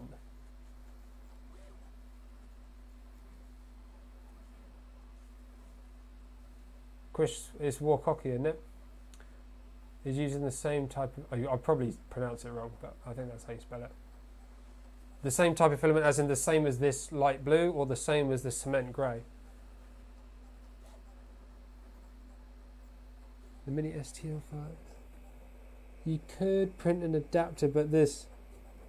You wouldn't want to print an adapter because the whole point of the Mini is that this heatsink is like the body of the extruder. So the marks and stuff on the back are all designed for the bearings to be in exactly that orientation. Really, there's no point. I'm not trying to be rude, but there's literally no point putting this extruder on the Mark III. It would be a total waste of time. The whole point of this is to be a lightweight bearing system for a low-cost, cheap printer. You're not going to get... I mean, the performance is very similar, but the Mark III can do what it does with what it has. You're not going to gain anything, I don't think, from putting this system onto it. Right, I do need a short break, so I'm going to be back in just a couple of moments. I shall leave you watching the stream as is, and I shall be back shortly.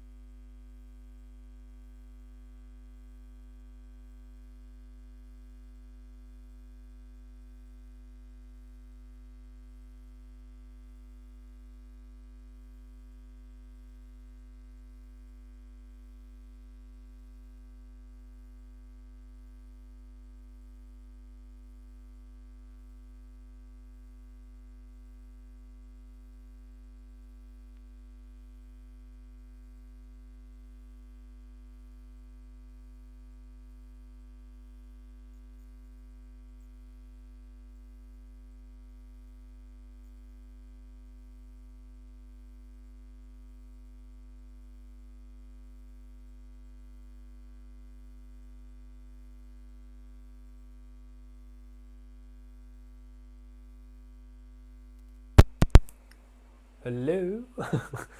Did anyone see the desk and camera move slightly when I came back in the room there? It's because I just literally smashed my knee on the desk. And it really hurts. Oh, man. It's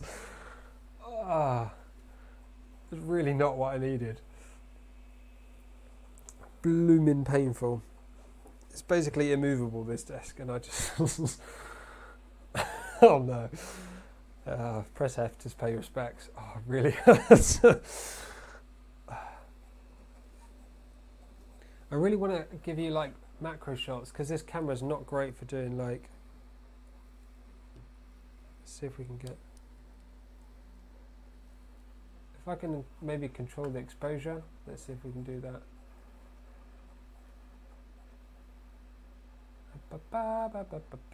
Ooh.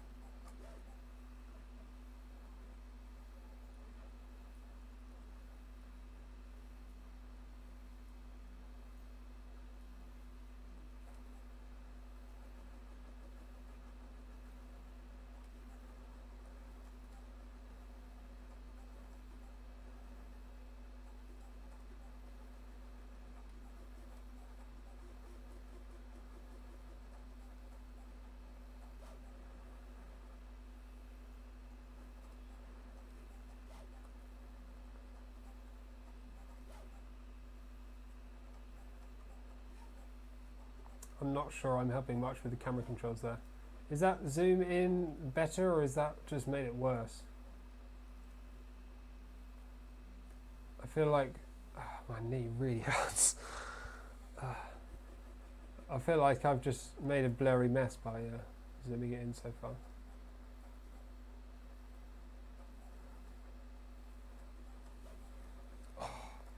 I'm going to have a whacking great bruise.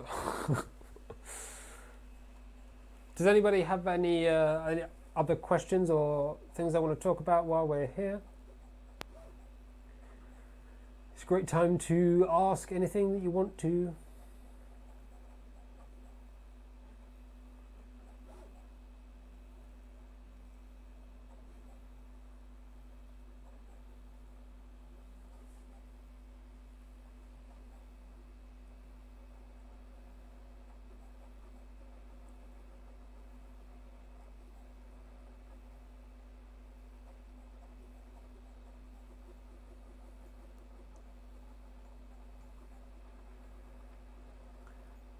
Did I see the what? The firm seal.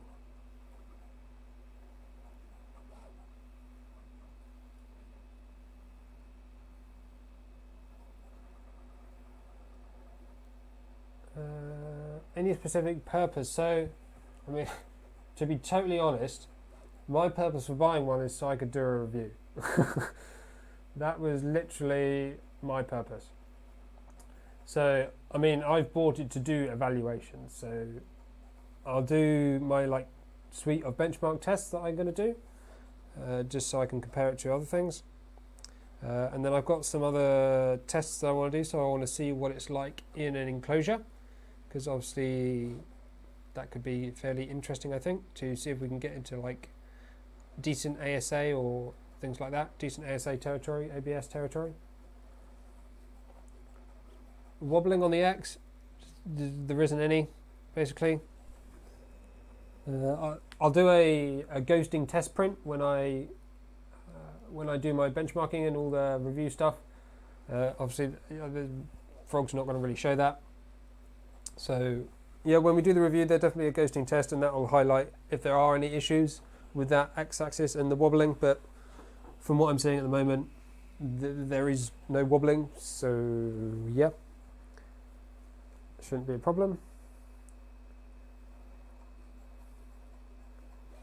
What's my opinion on designing my own printer? So I mean, it's great designing your own printer. If that's what you want to do, go ahead and give it a go.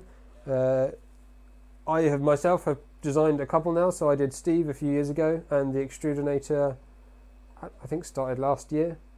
So it's great fun to do. It's a massive project though. Don't underestimate how much time it takes to do something like that. It is a lot of work. Like, take the estimate for how long you think it's going to take, double it, and then that will probably get you like one part of it done, and then times it by 4 and you might just about be there. If you plan to make it open source and have lots of neat files for everyone to make, then times it by 8 again. It really does take a huge amount of time. But yeah, it can be good fun if that's the sort of thing you're into. What's the length of the perfect afternoon nap? Typically 45 minutes, I reckon. 30 minutes is too short. Hour tends to be a bit of a problem. Wobbling on the X. Noise? No, it's not really noisy. It's pretty quiet, to be honest. I could quite easily sleep in the next room. It's not going to be an issue at all. What does the part cooling fan shroud look like? I have had issues with my Mark III S1 drooping. Let's have a look. So, fan shroud looks like it's really minimal. It's quite a way back from the hot end. I don't know. It's presumably it's printed out of ABS, but it is very directional. It's all just one side, so I don't know. Oh, I can feel it all coming down the front when I stick my head underneath. Yeah, very directional airflow. Obviously, that's why they face the way round that they have. I wouldn't be surprised if the community start making different ducts for that to try and get better coverage, but there's not a lot of space there, so we'll have to see what happens there.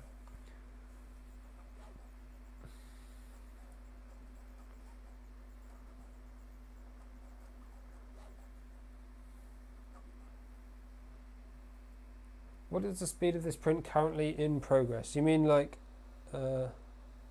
millimeters per second sort of speed? I actually have no idea. Doesn't really say, to be honest.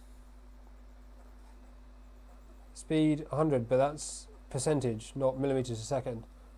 It's quite quick. I reckon it's probably I reckon infill's probably similar to Mark III. Silent profile, so maybe around 80 millimeters a second. Perimeters maybe 60, that sort of region. Or maybe it's not quite as quick as that, actually. It's definitely not slow, that's for sure.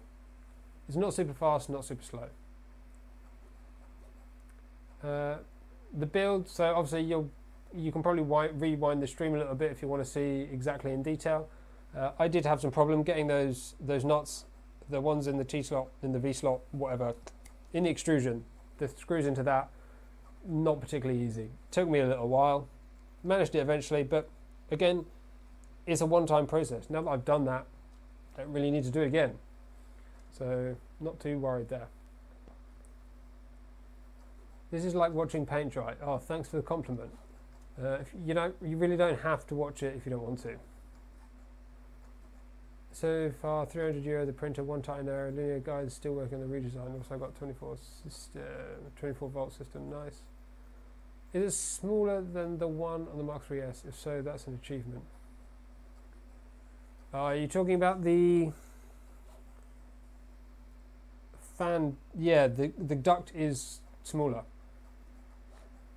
Aha, schooler. The one on the Mark III's has some direction from the side, some fan flow, airflow that kind of comes around the sides a little bit, whereas this is really, really, really one directional.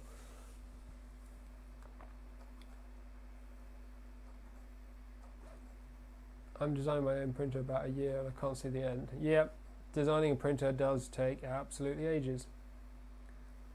It can depend, if you're doing it all in CAD, it can take a long time if you're not very familiar with CAD. The benefit for me is that the CAD side was quite quick. I can model stuff up pretty speedily. But yeah, there's a lot more that goes into it than you think. I mean, even just kind of drawing everything takes forever. if you get into actually engineering the design and working out, calculating, determining what the right parts are, as opposed to just buying a random motor and sticking it on and hoping it works, then that just adds loads of additional time as well. And then if you want to test it, that takes forever. There's a lot that goes into it. Is there some cable left from the display to make a mod which can turn the monitor to the build plate? I want to make the slide without the vertical column on the left side.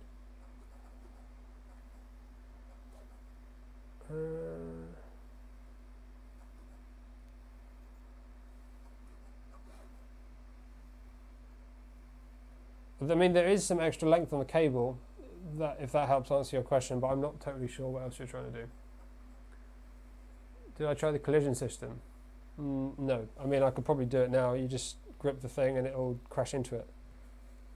I'm pretty sure that's enabled, right? Yeah, it's sensorless homing, so I don't want to do it. I don't like doing it. I'll probably maybe do it in the test. When I had the Mark III, I did a bunch of like torture testing. So I literally just like went on stream and abused it for an hour. That was quite fun. Maybe we'll do that again.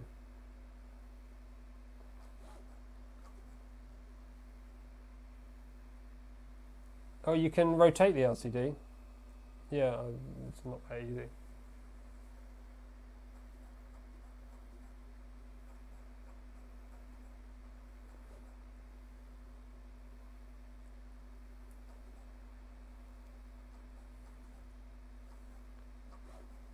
I don't have a FLIR camera, unfortunately. No, they're expensive. I cannot afford one of those. I would quite like one. They're quite useful for 3D printing, and especially electronics diagnostics. That'd be the one thing that I really want.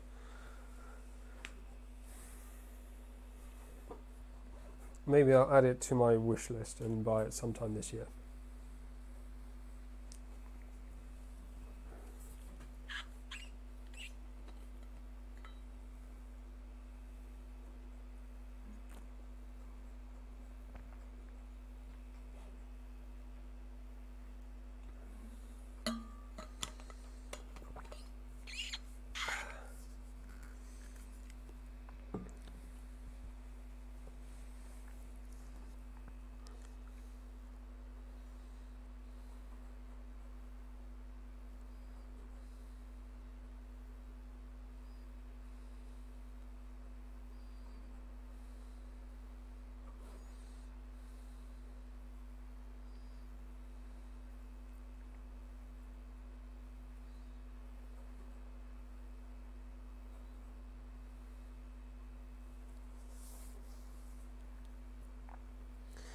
$9,585 subscribers. 415 to go. Can it be done? How many days until the end of December? 13 days. It seems improbable at this point.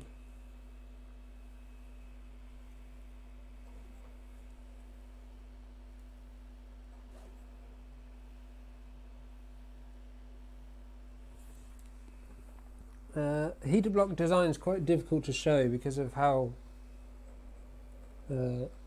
everything's kind of set up at the moment. When I do the disassembly, I'll be pulling the whole lot apart, so we'll be able to look at things in detail then. At the moment, thing is, because it's a pre-assembled printer, I need to do my review as a assembled printer. I don't want to pull it apart and then not put it back together quite right, and then my review ends up being negative on the basis that I've put it back together wrong. That would just be stupid. So I need to make sure I review it before I tear it apart.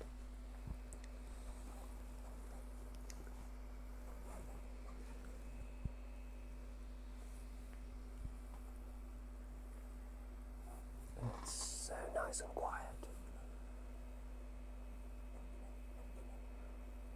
If only it would play music as well, that would be quite good, isn't it?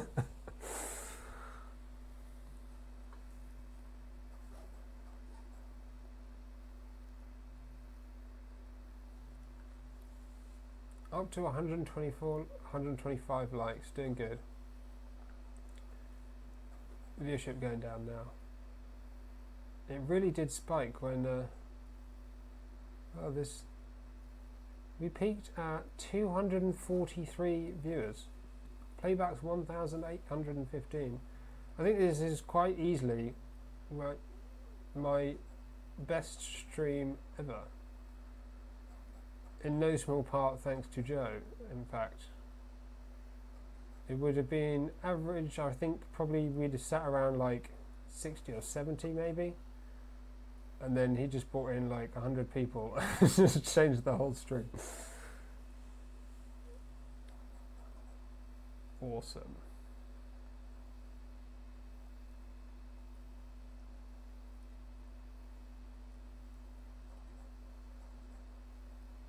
Yeah, I would quite like a silicon sock on the hot end as well. I don't think they do them on any of theirs, do they, Prusa? They don't do the silicon thing. They don't buy into it. I'm not totally sure why. Presumably they tested it and found that it really doesn't help that much. I know, for example, that I've had my printer twice this year, well, 2 different printers, end up with big filament blobs all over the hot end. I posted about those on Twitter. The first one didn't have a silicon sock and it was a pain in the ass to remove. I ended up breaking everything.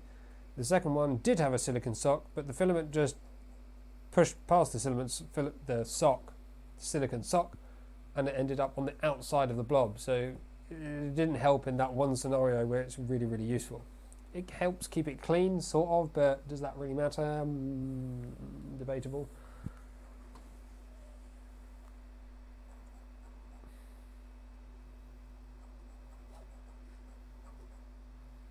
Excellent. It's good to see that people, after coming over from Joe's stream, have actually stayed. That's really good. That's really positive.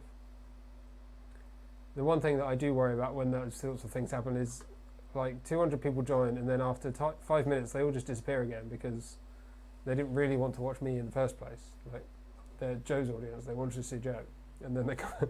But yeah, it's great that people have come into the stream and actually stayed and enjoyed it.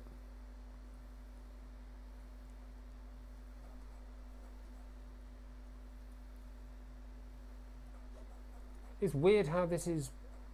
The category is entertainment. I thought my category was technology. Ooh, that looks.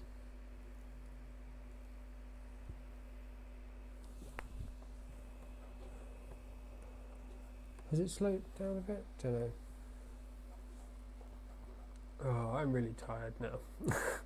You can probably tell my brain is starting to slow down.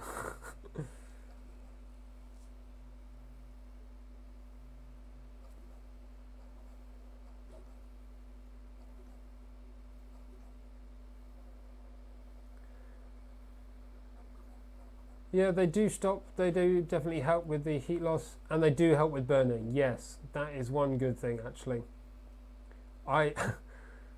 If you're familiar with some of my other videos that I've done this year, you might remember the Dies design extruder, the Dies hot end. So that's a hot end that goes up to 500 degrees Celsius, and I was testing it around 300 degrees Celsius, and I accidentally touched the heat block, and I burned myself horrendously badly. I might do. Who's seen CNC Kitchen, Stefan's custom silicon sock that he did a little while ago? I really need to do that so I can make a silicon sock for the Dies End Pro. Who assembled faster, me or Joe? I think probably Joe, to be honest. I spent absolutely ages with the screws. I mean, I probably could do it faster. Like, it's 4 screws, for goodness sake. Once you know how to do it, it's probably a lot easier. To down to a carbon fibre frame for the bed. That's interesting. I've been looking at carbon fibre frames for the bed for about 2.5 years, and I've just not done anything about it. But replacing the aluminium bed support structure with carbon fibre is definitely something that I think will have a significant positive impact in terms of weight, certainly. Should I get this or the Creality Ender 5 Pro? If you want to mod it, maybe if you want to have a, I mean, you got bigger print volume with the Ender 5 Pro and potential for enclosures, maybe a little easier if you want it to be part of the main printer. Otherwise, quality of this is significantly better.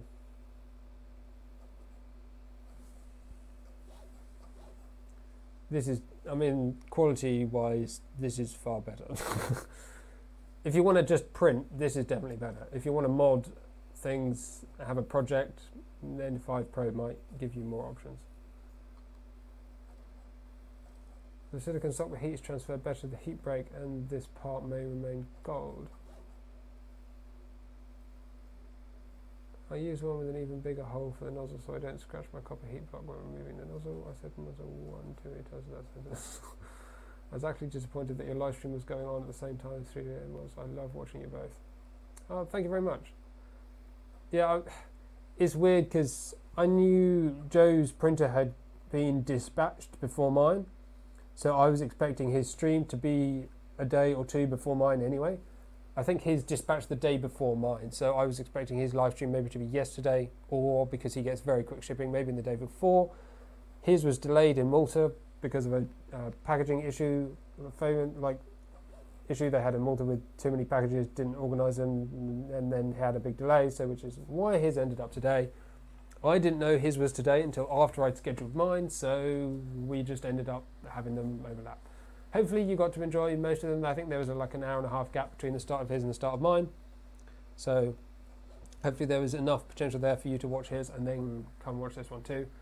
I mean, it's a little bit unfortunate for me, sort of, because a lot of people have seen that and then not need to see mine, but I think there's enough we can do differently to warrant 2 live streams anyway. You'll get more views if you class it as entertainment. Interesting.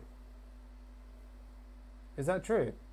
Maybe that's what I'm doing wrong. Maybe I just need to switch my channel to be entertainment instead of technology and science. Maybe that's what it is. It is mostly for entertainment purposes. So, yeah.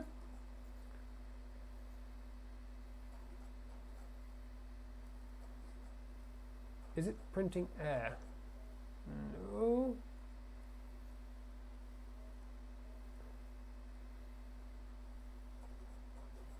How long I've had my channel? I've had this channel for like 3.5 years and I'm just about 10k, so it's going pretty slowly. It's only been 3D printing based for like 1.5 years, maybe 2 years of that. So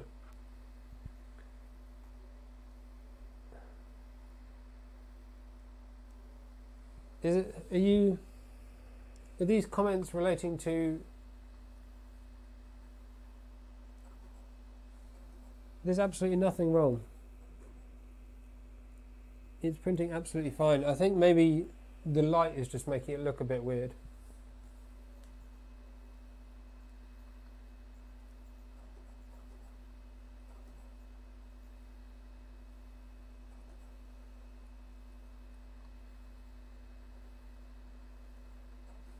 Yeah, this black part here is not the nozzle, that's the screw. The print is absolutely fine. You just can't see the nozzle. I promise you. I know you can't see it, but I promise you it's fine. Maybe you can see a bit better now. I think it's part of the problem is because it's this weird, clear, reflective blue, and obviously the camera quality is absolute garbage. So that doesn't help anything. But yeah, it's doing absolutely fine.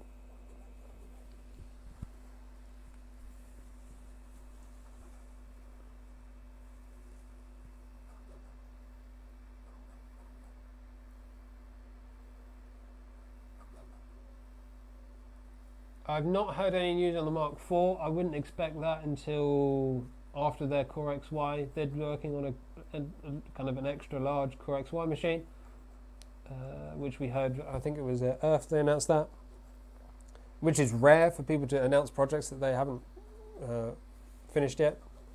People rarely announce things that they're just working on, so.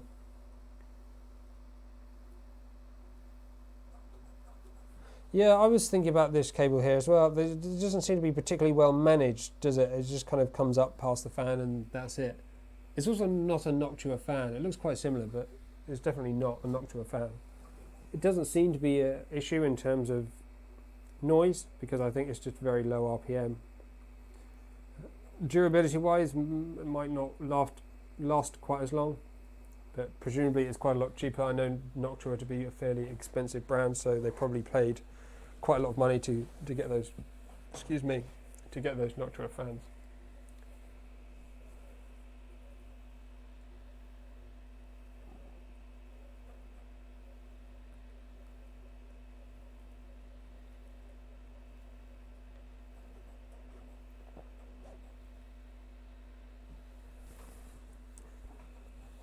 If I rotate the printer a bit, I probably might introduce some artifacts in the print, but hopefully not too much. The trouble is, because I obviously set all this up for the light to be pointing at me, and now the camera is pointing in the other direction, so yeah, you get this weird colour light problem. If I'd have been really clever, I'd have had it the other way around, so yeah, but I didn't, so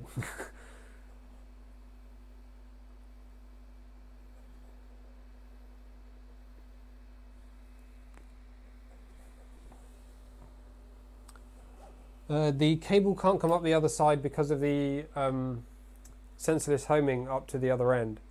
That heatsink goes right up to the space there, so there's no free space there.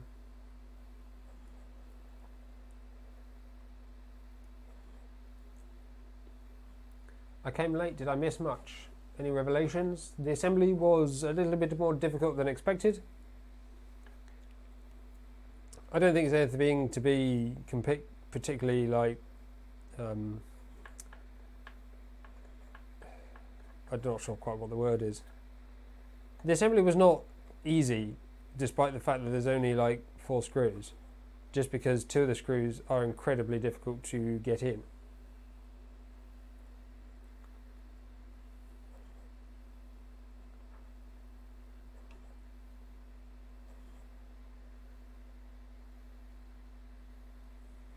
Yeah, I'm pretty sure. In terms of E3D, I think the nozzle doesn't look the same geometry as an E3D one. It's very similar, but I don't think it's E3D. Pretty sure the heat block is not E3D, unless they've modified them on their behalf. Heat break, I don't think is E3D, because it looks totally different. In fact, it's not really even a heat break, it's just a thread. There's no like thin throat section to break that heat transfer, and they obviously compensate for that with a larger heatsink. But interesting. There's a lot to tamper with on this printer. There's a lot of interesting things in there. I don't know how wide the melt zone is. I think it's probably not going to be interesting. I wonder if you might get heat creep issues. Probably not, because the heatsink's pretty large. It's reasonably cold. It's just interesting that the heat break is not probably breaking heat really at all. Cartridge looks very generic, but I mean, heater cartridges do. E3D buy all theirs from China, I'm sure, so it's like it's from China no matter which way you look at it. I wish Prusa printers were affordable here. Even this simpler one is very well built. What filament sensor have? Optical or mechanical?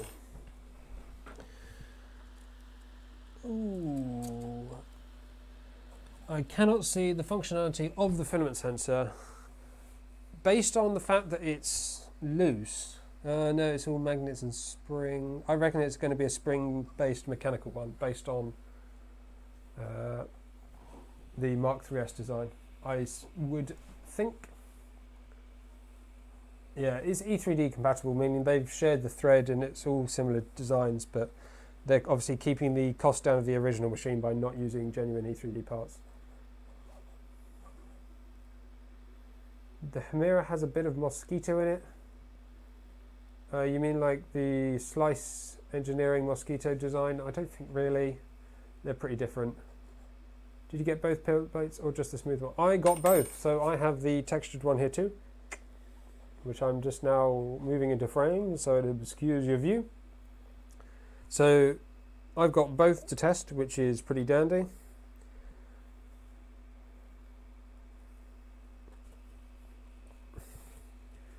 Not much more to say about that. What is the ETA in the model? 76% 76% done, 18 minutes remaining. Printing time so far, 1 hour, 1 minute. So about 20 minutes to go and we'll be there. With the standard Noctua fan on the Mark III, I have trouble printing Protopasta PLA, so I need to replace it with a Sun-on fan or something like that. Basically the only grief I have with the standard Prusa. Is that the Protopasta, is that an HTPLA? Because I've had problems with HTPLA as well. I can't imagine it's down to the fan. Because, maybe, I don't know.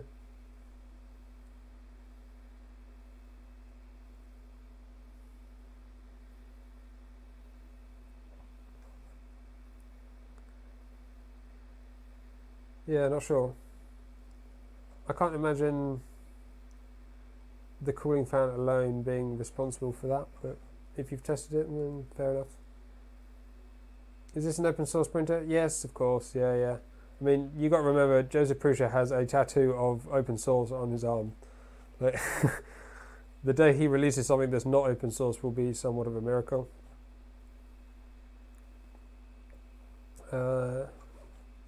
I'd like to see the underside of this print when it's done. It's going to be a little bit messy. My nozzle was a bit too close to the bed at the start, but it's going okay. Do you want a K40 laser? I need to buy a mini Prusa now. No, thank you. Can you buy something between a Mosquito and a V6 on AliExpress? Looks pretty good, actually. I think I know what you're talking about, and I have 2 of them.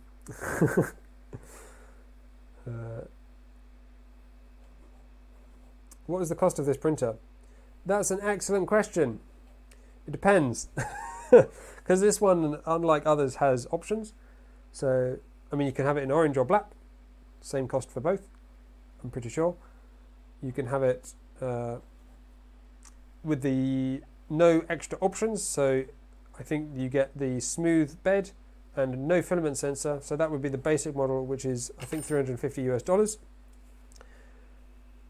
If you add the second, so the textured bed, if you add a second bed, the price goes up. And if you add the filament sensor, that also sends the price up. Let me have a quick look now, and we'll clarify all these things. I'm going to have to give you the prices in pounds because that's the website that I'm going to get. The Dragon Hot End. Yes. I'm going to be back in just a second. I want to show, if this was a sponsored live stream, then I couldn't do this, but it's not. So I'm going to go get something, and you're going to be pretty blown. It's going to blow your mind. I'll be back in a second. 15 minutes. Well, 15 minutes left. I'm going to be literally 30 seconds.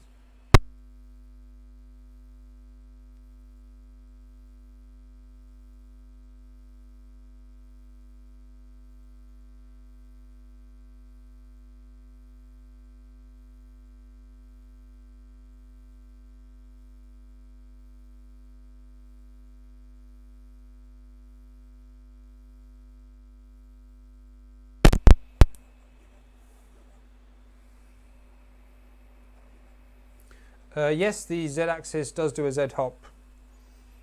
That's pretty standard, I think, now.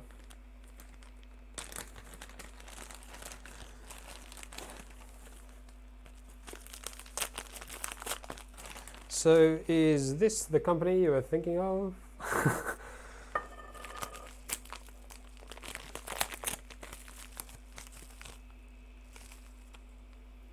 Something like this.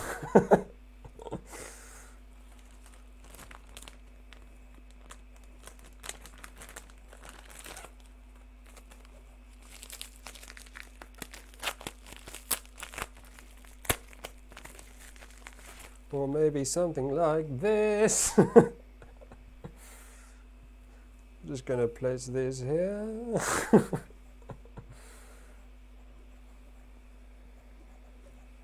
So yeah, I got a couple of these. These have really weird hot heat blocks. They look so cool, don't they?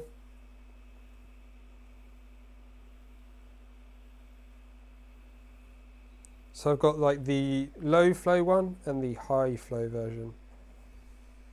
There's very little difference. It's just this bit in here I think that's different. So yeah. These do seem to be popping up all over the place at the moment. But the guys from Fetus do seem to be very happy to send those to me. So, well, I actually picked them up from them. I met them first at TCT in the UK, and then again at Formnext in Germany. And at Formnext, they gave me 2 of these. They also, well, no, let's not talk about that at the moment. So yeah, also got some nozzles, so a small collection of nozzles. They're 0.4 and 0.6, 2 copper and 2 hardened or something like that. I can't remember exactly what the material spec is, but yeah, these are pretty dandy looking.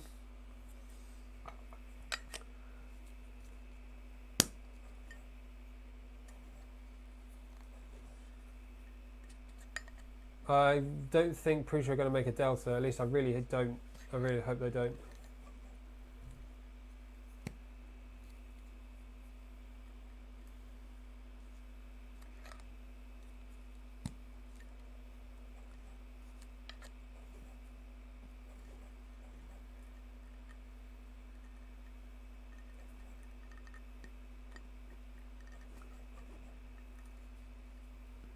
The Fetus website does seem, it doesn't like being sent over to UK. I think like Google Chrome and whatnot doesn't really like their website. The parent company is Runis, so you can have a look there too, as RUNICE, I think. I think that will show them as well.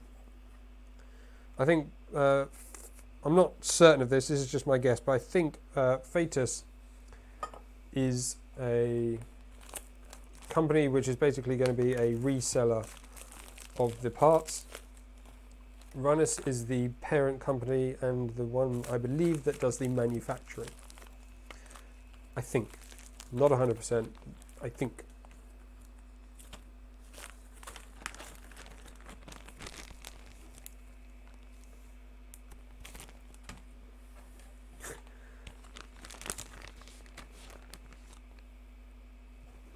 I can't believe how long the lead time is on these printers. It's mental, isn't it? April, if you order now. A 4-month wait. I'm pretty happy I got mine ordering early.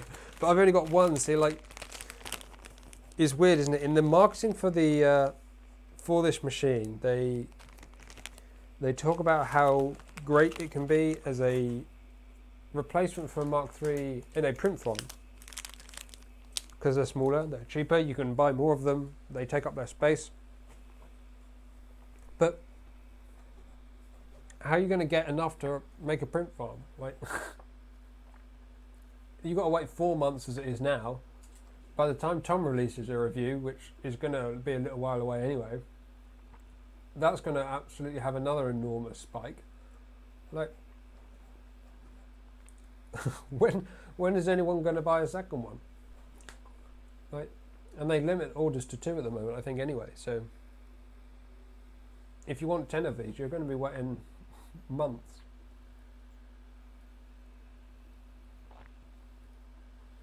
Fortunately, on both occasions, for the Mark III and this Prusa Mini, I've been on the buy button on day one and got both of them very quickly.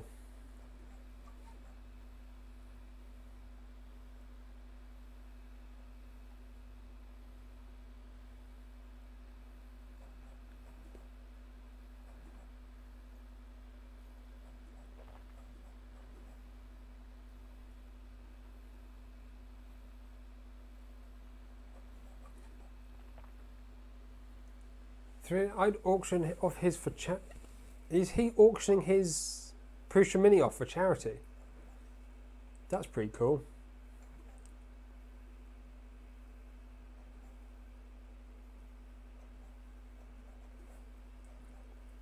Don't know anything about the Prusa XL, the Core XY at the moment. We know it's Core XY, we know it's going to be larger.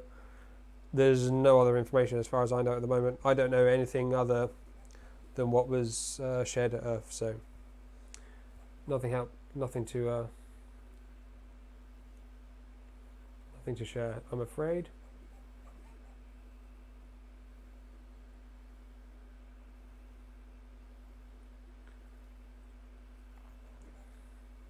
I did see was it on the thumbnail or what he shared on Twitter that he was having some special charity thing. Didn't realise it was going to be giving away the Prusa Mini. That's quite cool. Good on him. I don't have any plans to do that, but still, good on him for doing that. I'm sure that'll be quite a popular thing. He is reading the chat. Is your name Max? No, man. My name is not Max. my name is also not Vector, which is quite funny. The number of emails I get saying, "Oh, hi, Vector." No, just no. I'm pretty sure I say my first name in basically the beginning of every single video.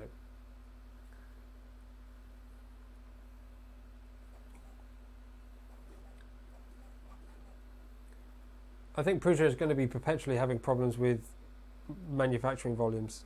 It's inevitable with having, because I don't know. I mean, they're obviously way more experts at it than I am. I feel like I'm commenting on something I really know not much about. But with all that being said, one, obviously they're very successful. They've grown unbelievably quickly, and the challenges that come along with dealing with that are obviously monumental.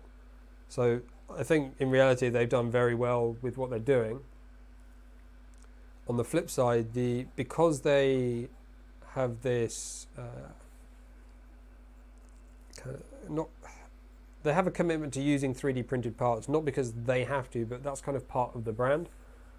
And it's great that they do, but it's not a very scalable method of manufacture, I think. If they were to, say, outsource all of the parts of the printer to some CNC manufacturing company in China or wherever,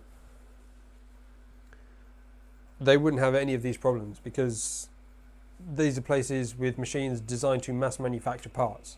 You can buy 100,000 of something if you want to.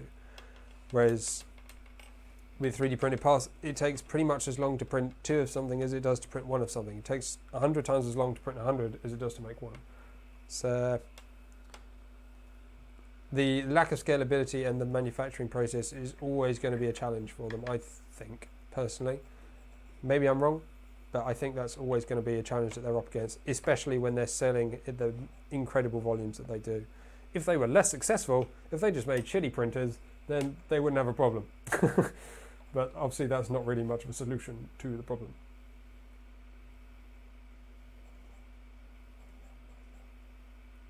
Yeah, they could injection mold. That's the thing. It is. They don't use 3D printed parts because it's their opinion that they're subjectively or objectively better than everything else. I'm pretty sure that's not the reason. They do it because it's part of this kind of replicatable printer kind of mentality, and it's part of the brand to have 3D printed parts on the printer.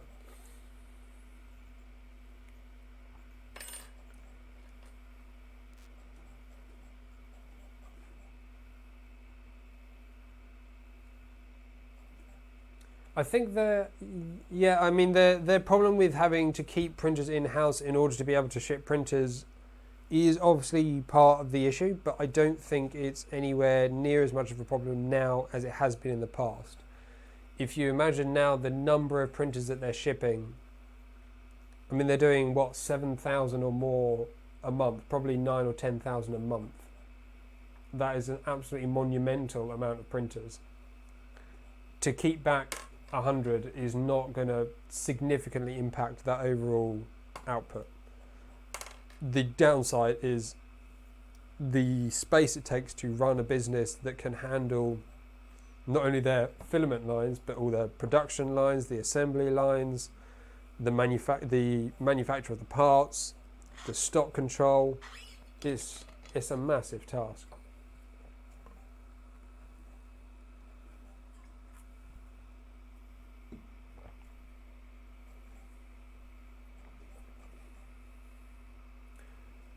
ETA on the frog is now 4 minutes.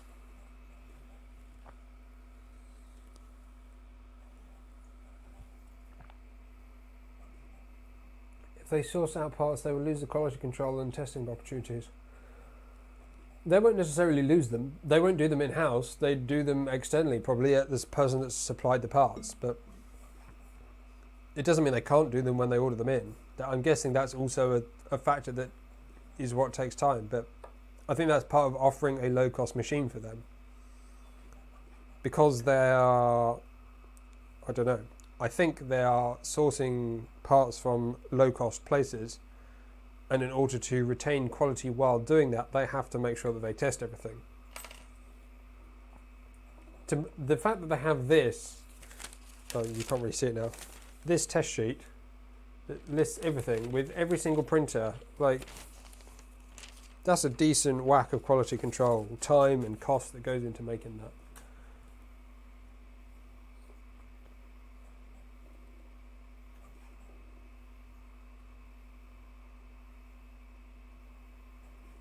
Yeah, that is, yeah, absolutely. That's a massive benefit of 3D printing. They can change the design in literally a day.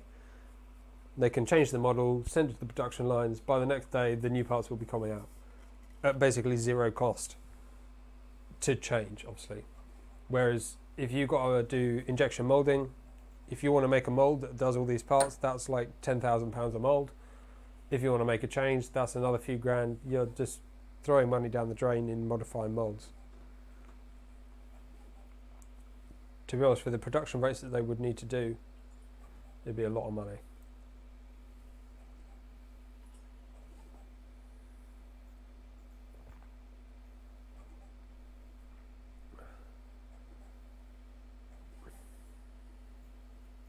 Prusa Mini or Mark 3S? Totally depends on how much you want to spend. In terms of capability, I've not tested the Mini at the moment, so I don't know how good it's going to be. I would guess, based on general knowledge about Prusa, it's going to be pretty similar quality, pretty similar reliability. You'll get the excellent support.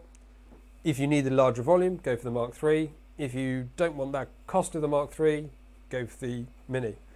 If you want to print it tomorrow, or sooner rather than later, go for the Mark III, because there's a massive queue to get the Mini because it's brand new and everybody wants one. I think that's as much advice I can give on the basis that I have minimal knowledge about the Mini at the moment. And there we go. That is a frog. That is a lot of gloss.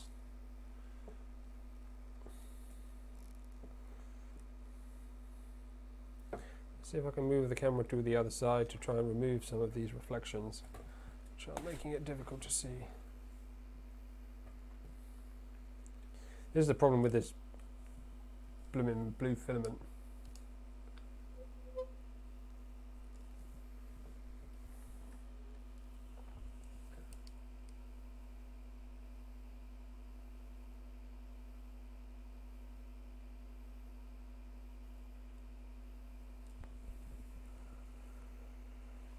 Oh, can we see that okay?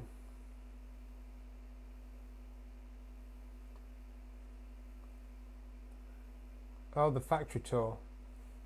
Yeah, I went, because I went to Prague Maker Fair this year, I went around then. That was pretty cool. It was great to see the size of the facility and everything they do. It's quite entertaining. It was kind of a private tour as well. I was the only one on that particular round. Obviously, some areas you can't go to unless you're like specifically booking and they know, like that sort of thing. You can't film in certain areas because of the development and all sorts that's going on. This is really good. This is really good.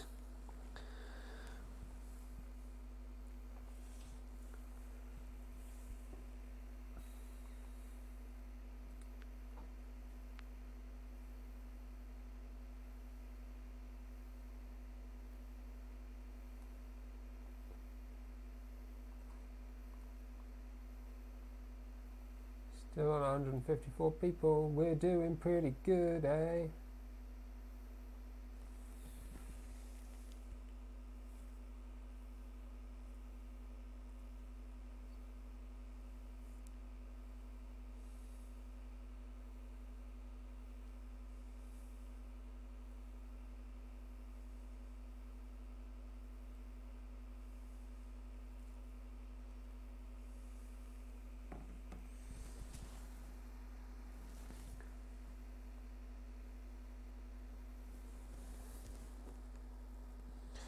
Don't know why they really needed a brim. Is that essential? It's going to take ages now to cool down. Let's pull this camera back a bit.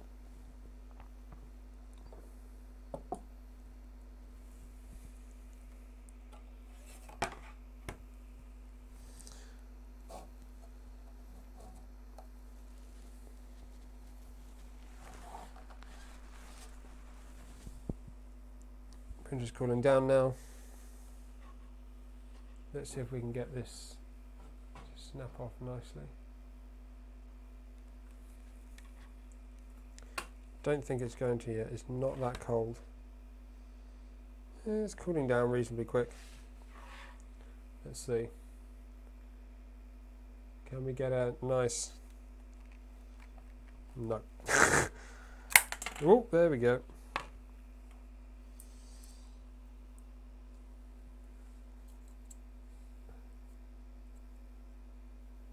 So there you can see how close that first layer was. It was all a bit of a mess, but I mean, stuck perfectly well, more than perfectly well, almost too well, but still released easily. Want to see the face, eh?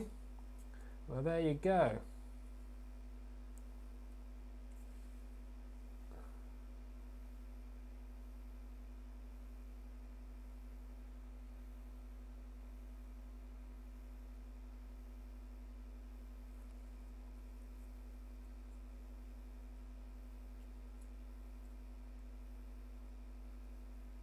There is some spiky bits where the retractions have done the Z-hop. It leaves like little spikes, which I don't like, but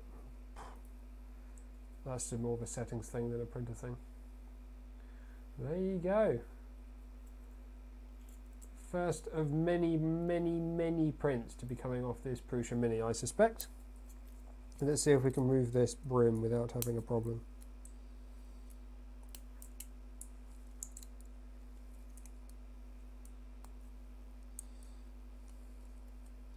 I mean, this brim is basically permanently bonded to this because it was a little bit too close on that first layer. Yeah, it's all just disintegrating. No, it's not coming off smoothly because it was too close. Regrettably. Let's use a little knife. This is my knife I use to clean up 3D prints. Works really well.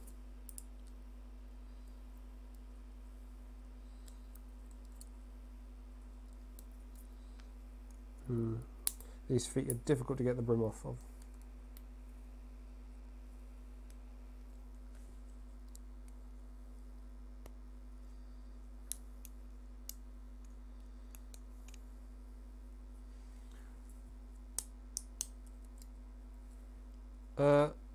It looks basically perfect, honestly. Like, I can't see any meaningful imperfections. It is a very smooth print though. It's difficult to see any marks. The filament itself is mildly clear, so again, makes it very difficult to see any imperfections. But I really can't see much problem with this print at all at the moment. Apart from the fact that this really didn't need a brim and now it's taking ages to... I do not have the patience to remove that brim.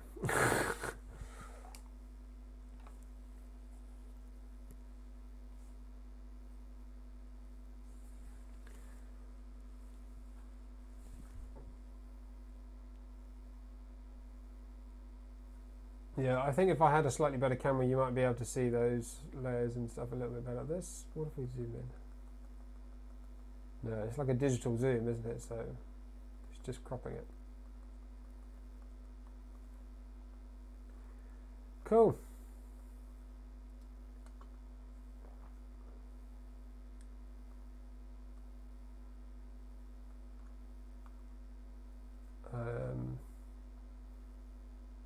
I think that's all we need to do, right, today?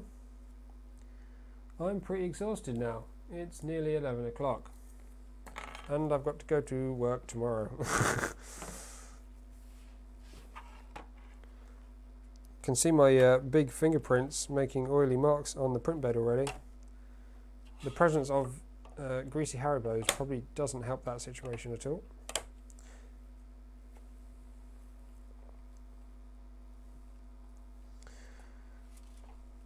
Right, let's finish this stream. Oh, let's move.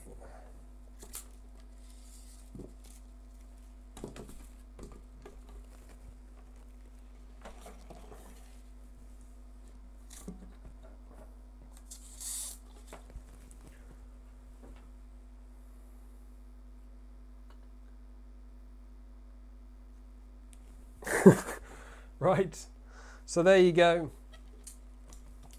That was the first look, unboxing, first look, first print of the brand new original Prusa Mini. A very mini printer, nice and quiet, a little bit difficult to build, fairly cost effective for what it seems so far, with a very long lead time if you actually want to buy one, unfortunately. Hopefully that will come down nice and quickly. Hopefully. And yeah, I think that's going to be it for today. Thank you very much, everyone, for watching. Thank you for sticking around, those that came from Joe's stream. Hope you've enjoyed the stream. Sorry, just tidying up, can't help it. There will, of course, be more on the Prusa Mini. This is definitely not the last you're going to see of it. Hopefully review beginning of next year. Got to obviously do a fair bit of testing, torture testing, like things like sizes, materials, capability, that sort of thing. And that review, yeah, will be up next year. Ooh. Anyway, I found a little thing. Yeah.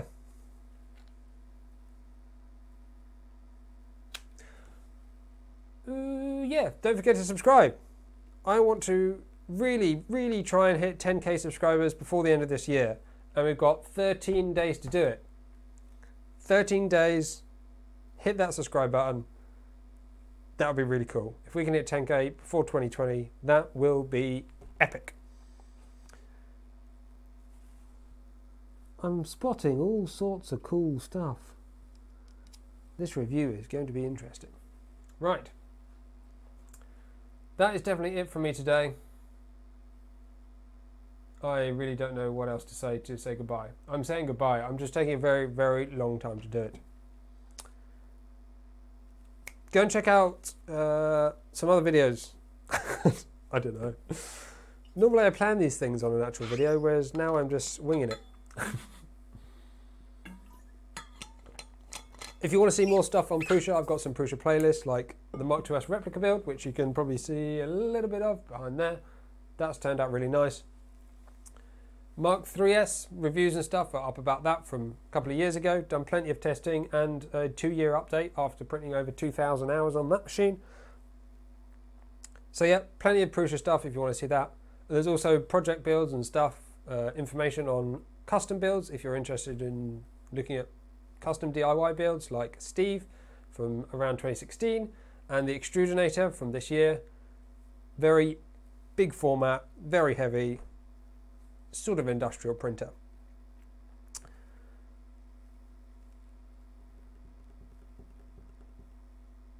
Cool. I think I've said enough goodbye stuff now. Don't forget to like and subscribe, and I'll see you in the next one. Goodbye. Goodbye. I don't know how to say. How do I stop it? I've lost the stop button. There it is. Bye bye.